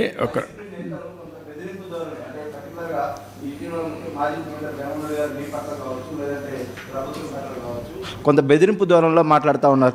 ఏమంటారంటే, అందుకే చెప్పాను, బెదిరిస్తున్నారు లేకుంటే బ్లాక్మెయిల్ చేస్తున్నారు అంటే భయపడితే అది పాలన కాదు. వాళ్ళు ఏదో నన్ను తిట్టారు అంటే నేను పరిగెత్తబోయి ఏదో చేశాను కూడా కరెక్ట్ కాదు. నేను ఒకటే చెప్తున్నా, ఎవరు ఎంత గొప్పవాడైనా సరే తప్పు చేసిన వాడిని వదిలిపెట్టాం. ఇందులో రాజకీయంగా ఏదో వాళ్ళ మీద కక్ష తీర్చుకునే ఉద్దేశం ప్రభుత్వానికి లేదు. మేము ప్రజల ఆస్తులకి, ప్రజల మానభంగాలకి రక్షకులుగా ఉంటాం, ఫర్మ్గా ఉంటాం, డిటర్మెంట్గా ఉంటాం. ఏదో గట్టిగా ఇస్తే తప్పించుకోవాలనుకుంటే మాత్రం అది తప్పించుకోవడానికి వీలు కాదు. ఆ విషయం మీరు కూడా గుర్తుపెట్టుకోండి. సార్, ఏజెన్సీలో మామూలుగా లేటరైట్ టు బ్యాక్ సైట్కి సంబంధించి గతంలో దోపిడీ జరిగిందనే విమర్శలు కూడా ఉన్నాయి. దానికి సంబంధించి ఏమైనా మీరు ఏమైనా పాలసీ తీసుకుంటారా? అంటే ఇప్పుడు ఏమైనా ప్రస్తావన చేసింది అందులో కనపడలేదు. అందుకని అన్నీ కూడా వీళ్ళు ఎగ్జామిన్. మాకు దోపిడీ జరిగింది ఒక యాంగిల్, దాన్ని పరిరక్షించడం రెండో యాంగిల్. ఇప్పుడు ఎక్కడ ఒక్క టన్ను కానీ లేకపోతే ఒక కేజీ కూడా దొంగిలించిపోవడానికి వీలు లేదు. Will be very firm. పాతం ఏ విధంగా చేయాలో కంట్రోల్ చేస్తాం. టీడీపీ గవర్నమెంట్ ల్యాండ్ ఏదండి అలా ల్యాండ్ ప్రెజెంటేషన్లో ఉంది కదా, ఆ ల్యాండ్లో almost 70% of land Peddireddy Swarnalatha పేరిట ఆల్రెడీ రికార్డ్స్ మార్చేశారు. పెద్దిరెడ్డి ఫ్యామిలీకి ఆ ల్యాండ్ని హ్యాండ్ ఓవర్ చేశారు. ఈ ల్యాండ్ పర్టికులర్గా దీని మీద ఏమైనా మీరు చర్యలు తీసుకుంటారు? ఆల్రెడీ క్యాన్సిల్ చేయమన్నాం. ఏదైతే ఆర్డర్ ఇచ్చారో అవి క్యాన్సిల్ చేయమన్నాం, ఎంక్వైరీ చేస్తున్నాం. Will take very firm action. No question of leaving anybody. Sir, last 5 years almost చాలా మంది వైసీపీ నేతలు, పెద్ద పెద్ద లీడర్లు అందరి చేతిలో కూడా చాలా వరకు భూములు ఉన్నాయి. మనం చూసుకుంటే కాకినాడ దగ్గర నుంచి చూసుకుంటే చాలా ప్రాంతాల్లో కూడా అదే. కానీ ఆ లిస్టు మీరు ఏదైనా సేకరించారా? ఇప్పటికీ మీరేమంటున్నారు? కొంత సమాచారమే నా దగ్గర ఉంది, పూర్తి సమాచారం మొత్తం వచ్చిన తర్వాత ఎవరెవరు ఇన్వాల్వ్ అయ్యారో అవన్నీ ఎస్టాబ్లిష్ చేసి will tell you the mechanism also. అందుకే నేను ల్యాండ్ గ్రాబింగ్ యాక్ట్ అన్నాను. గుజరాత్లో దాన్ని అప్హెల్డ్ చేశారు. సిమిలర్ యాక్ట్ వస్తే ఆటోమేటిక్గా మొత్తం కంట్రోల్ అవుతుంది. భోగాపురం మండలంలో, భోగాపురం ఎయిర్పోర్టు సమీపంలో ఉన్న గ్రామాల పరిధిలో మాజీ సిఎస్ జవహర్ రెడ్డి, ఆయన కొడుకు, మేనల్లుడు విప్లవ్ రెడ్డి వీళ్ళు పెద్ద ఎత్తున రైతులను భ్రమల్లో పెట్టి అసైన్డ్ ల్యాండ్స్ కొన్నారు, అగ్రిమెంట్స్ చేయించుకొని. వాటిని ఆ రోజు ఉన్నటువంటి విశాఖ కలెక్టర్ 22 నుంచి తీశారు. దాదాపు 372 ఎకరాలు చేతులు మారాయి సార్. దీని మీద మీరు ఏమైనా స్పెసిఫిక్గా చర్యలు తీసుకుంటారా? అది కూడా తప్పకుండా ఇందులో భాగమే. ఎవరిని వదిలిపెట్టాం. Will examine everything. దానిపైన యాక్షన్ తీసుకుంటాం. టీడీపీ గవర్నమెంట్లో 14-19 టీడీపీ గవర్నమెంట్లో కొందరికి లీజులు శాంక్షన్ అయితే ఎల్ఓఏ ఇచ్చిన తర్వాత వైసీపీ గవర్నమెంట్ వచ్చాక వాళ్ళకి ఎటువంటి ఈసీలు కానీ మైనింగ్ పీసీబీ నుంచి అనుమతులు కానీ రాకుండా వాళ్ళు టైం అయిపోయేలా చేశారు. వాళ్ళకి పీరియడ్ లేకుండా చేశారు. అటువంటి పాపం వాళ్ళు తీసుకున్న దరఖాస్తుదారులకు ఏమైనా అవకాశం ఉంటుంది? కేసు బై కేసు ఎగ్జామిన్ చేసి ఎట్లా న్యాయం చేయాలో చేద్దాం. సార్, ప్రజల్ని ముందుకు రమ్మంటున్నారు. సార్, ప్రజల్ని ముందుకు రమ్మంటున్నారు కంప్లైంట్ ఇవ్వడానికి. Are you going to introduce any system? ఎందుకంటే చాలా విలేజ్ లెవెల్లో చాలా ఉంటాయి ఇవి, అవి ముందుకు రాలేరు చాలామంది. If you are you going to introduce any toll free number like that? Special team కానీ అట్లా స్పెషల్ టీమ్ ఓపెన్ డొమైన్ కంటే కూడా ఒక టోల్ ఫ్రీ నెంబర్ ఇస్తాను రేపు ఎల్లుండో ఇచ్చి దాని ప్రకారం వచ్చినట్టుని కూడా కన్సర్న్ అథారిటీస్ పంపించి తరో ఎంక్వైరీ చేసి విల్ టేక్ యాక్షన్. ఇప్పుడు టైటిలింగ్ యాక్ట్ రద్దు చేశారు. ఇప్పుడు రీసర్వే వచ్చేసి 6000 గ్రామాలు ఇప్పుడు దాకా జరిగింది. దాంట్లో కూడా చాలా మందికి భూమి కోల్పోయారని చెప్పి రైతులు చాలా మంది ఇబ్బంది పడుతూ ఉన్నారు. రీసర్వే కంటిన్యూ చేస్తారా? దాంట్లో ఏమైనా మార్పులు చేస్తారా? దాన్ని కరెక్ట్ మెజర్ తీసుకుంటాం. రీసర్వే జరిగింది ఎక్కడ సరే అవకతవకలు జరుగుంటే దానిపైన కరెక్ట్ మెజర్ తీసుకుంటాం. ఇది కూడా అనాలోచన ధోరణి. ఎందుకంటున్నానంటే ఇప్పుడు భూములన్నీ కూడా సెటిల్ అయిపోయినాయి. ఎక్కడన్నా ఇబ్బంది ఉంటే పర్టికులర్ వ్యక్తి వచ్చి నా భూమి మారుగా అయిందంటే దానిపైన రీసర్వే చేయించి వాళ్ళకి న్యాయం చేస్తారు. Boundaries are fixed. నేను ఇంత మునుపు 2 సార్లు ఇలాంటి ప్రాజెక్టులు తయారు చేశారు. మీరు గుర్తుపెట్టుకోవాలి. మేము కూడా ఒకసారి తయారు చేశాం. కానీ మేము తయారు చేసిన రిపోర్ట్ మీరు చూస్తే కృష్ణా జిల్లాలో ఎంత ఇంప్లిమెంట్ చేశాం.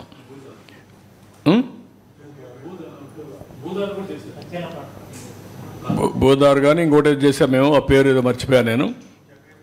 జగ్గయ్యపేట అంతా మొత్తం విజయవాడ వరకు చేసాం. అక్కడ చేసింది ఏంటంటే సిస్టమేటిక్గా చేసిన తర్వాత అందరినీ కూర్చొనబెట్టి వాళ్ళ అబ్జెక్షన్స్ వస్తే అందరి ముందరినీ పరిష్కారం చేసి వాళ్ళకి హ్యాండ్ ఓవర్ చేసాం. దానిపైన బౌండరీస్ అని ఫిక్స్ చేసాం. వీళ్ళు చేసిందట్టు కాదు, ఏకపక్షంగా వీళ్ళు ఇష్ట ప్రకారం చేసుకొని వెళ్ళిపోయారు. ఏది ఇలాంటి స్టోన్స్ వేసుకోవడానికి. ఎవడన్నా ఫోటో వేసుకుంటాడంటే ఆ స్టోన్ పైన? బాధ ఇదా? ఒక ఇదిగా కోపం రాదా? దీనికోసం 650 కోట్లు తగలబెట్టడం ఏంటండి?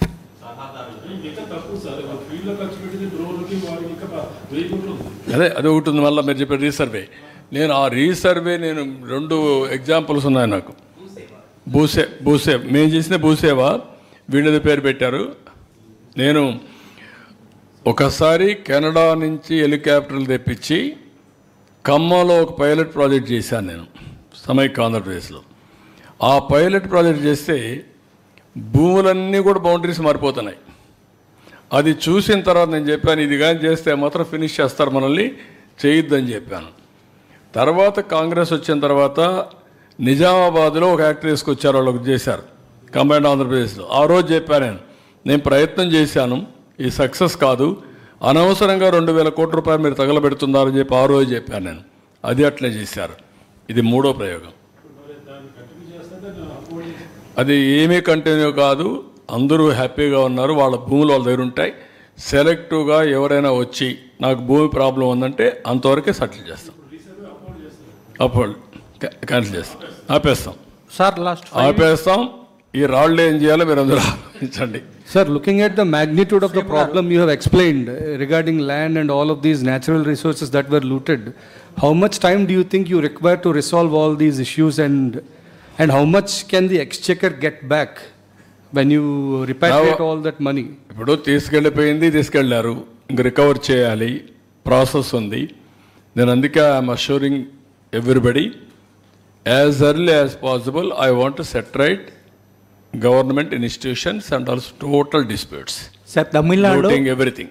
సార్ తమిళనాడులో ఏడాది ఇసుక అక్రమాలు జరిగినందుకు ఈడీ ఎంక్వైరీ జరిపిస్తున్నారు. గత 5 ఏళ్ళు మన దగ్గర ఇసుక భారీగా 1000 కోట్లు దోచేశారు. దీని మీద ఎటువంటి విచారణ చేసించే ఆలోచన? సుప్రీంకోర్టు కూడా ఉంది, ఈడీ ఉంది, సిబిఐ ఉంది, సుప్రీంకోర్టులో అన్నీ ఉన్నాయి. యథేచ్ఛగా ఈరోజు రాష్ట్రంలో 5 కోట్ల మందే సాక్ష్యం. వీళ్ళ దోపిడీ ఇసుక అయితే ఎంత దారుణంగా చేశారు. డెఫినెట్గా విల్ టేక్ యాక్షన్. ఎట్లా చేయాలని కూడా మేము కూడా చెప్పాం. గూగుల్ మ్యాప్ అవన్నీ కూడా చూడమన్నాం. ఎవ్రీ ఇయర్ బిగినింగ్ ఎండింగ్ చూస్తే మనకు ఒక ఐడియా వస్తుంది. అందుకే సుప్రీంకోర్టులో మొన్న కూడా కొంతమంది పాత డాక్యుమెంట్లు వేసి ఏమీ జరగలేదని కూడా కలెక్టర్స్ని ఫోర్స్ చేసి ఇది పంపించారు. ఫ్యాక్ట్స్ అన్నీ కూడా డిస్టార్ట్ చేస్తే పంపిస్తే అవన్నీ నిలిపి మేము వాస్తవాలన్నీ మీకు ఫైల్ చేస్తాం అని సుప్రీంకోర్టుకి మనం అడ్వకేట్ చెప్పారు. అవన్నీ ఫైల్ చేస్తాం. ఈ ప్రభుత్వం ఎవడు దోషున్నా వాడిని షీల్డ్ చేయం. సార్ లాస్ట్ 5 ఇయర్స్లో నా సొంత భూమిలో నేను మట్టి దొంగకున్నా కూడా పెనాల్టీ వేశారండి. దాని మీద ఏమన్నా విచారించే అవకాశం ఉందా? చేస్తారా? నువ్వు ఇస్తే నేను కూడా ఎన్క్వైరీ చేస్తాను. నువ్వు ఇస్తే కంప్లైంట్ ఇస్తే నేను కూడా ఎన్క్వైరీ చేస్తా ఉన్నా. ఆ కంపెనీ కూడా ఆల్రెడీ ఉంది సార్. ఆ కంపెనీ ఒక కంపెనీ వేసింది ఆ పెనాల్టీనే. అదే ఇస్తే డీటెయిల్స్ ఇస్తే వీళ్ళు enquiry. Okay, thank you sir. చేద్దాం.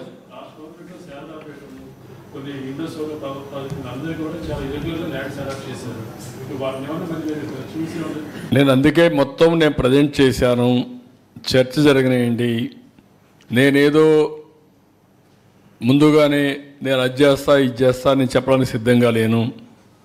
తప్పు చేసిన వాడిని ఎట్టి పరిస్థితులు తప్పించుకోలేడు. నేను ఐఎమ్ వెరీ క్లియర్.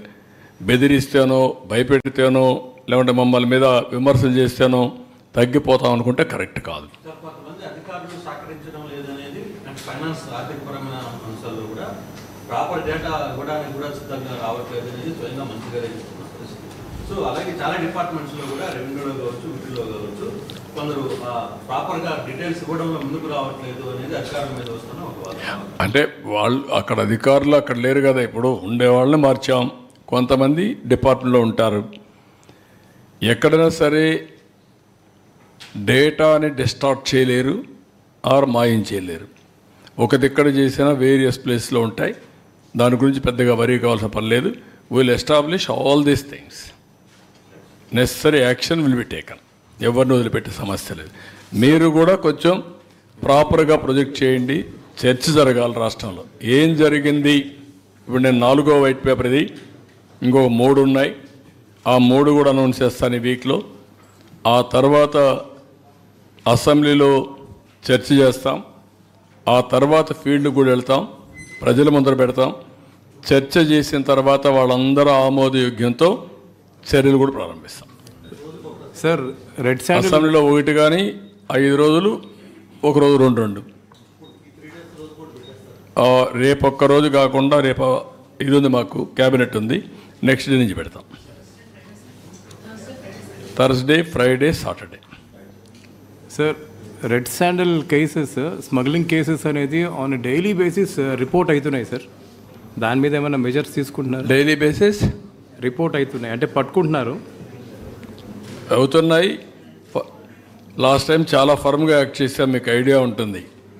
నేను ఒకటే రాష్ట్రంలో ఉండే ప్రతి ఒక్కరికి ఒకటే చెప్తున్నా, ఇల్లీగల్ యాక్టివిటీస్ ఎక్కడ జరిగినా వదిలిపెట్టం. I'm very clear.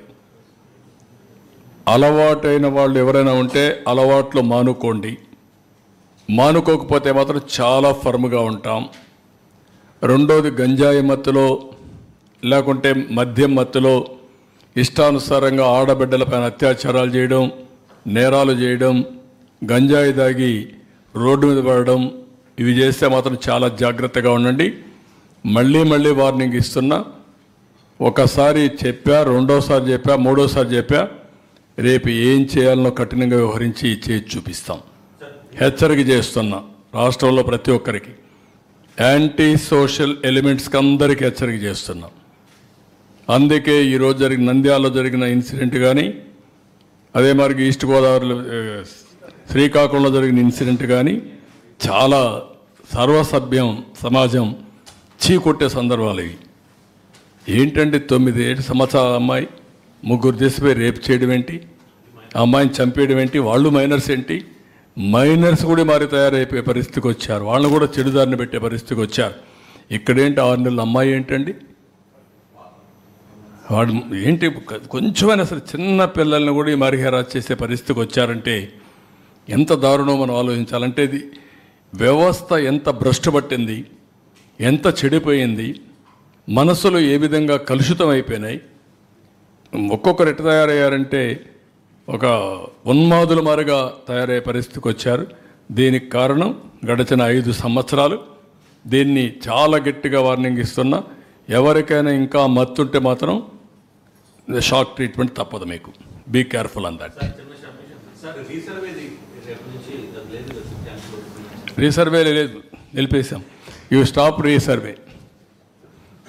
Okay, special court పెట్టమన్నాను. 10 లక్షల రూపాయలు అక్కడ ఆర్థిక సహాయం చేయమన్నాను. ఇక్కడ 5 లక్షల రూపాయలు ఆ అమ్మాయి పేరుతో, చిన్నారి పేరుతో ఫిక్స్డ్ డిపాజిట్ చేయమన్నాను. ఓపికను పరీక్షిస్తున్నారు కొంతమంది యాంటీ సోషల్ ఎలిమెంట్స్. అందుకే మర్యాద చెప్తున్నా, ఒకసారి చెప్తున్నా, రెండోసారి చెప్తున్నా, ఇంకా ఎట్లా జోల్ట్ ఇవ్వాలో, ఎట్లా షాక్ ట్రీట్మెంట్ ఇవ్వాలో ఇస్తా.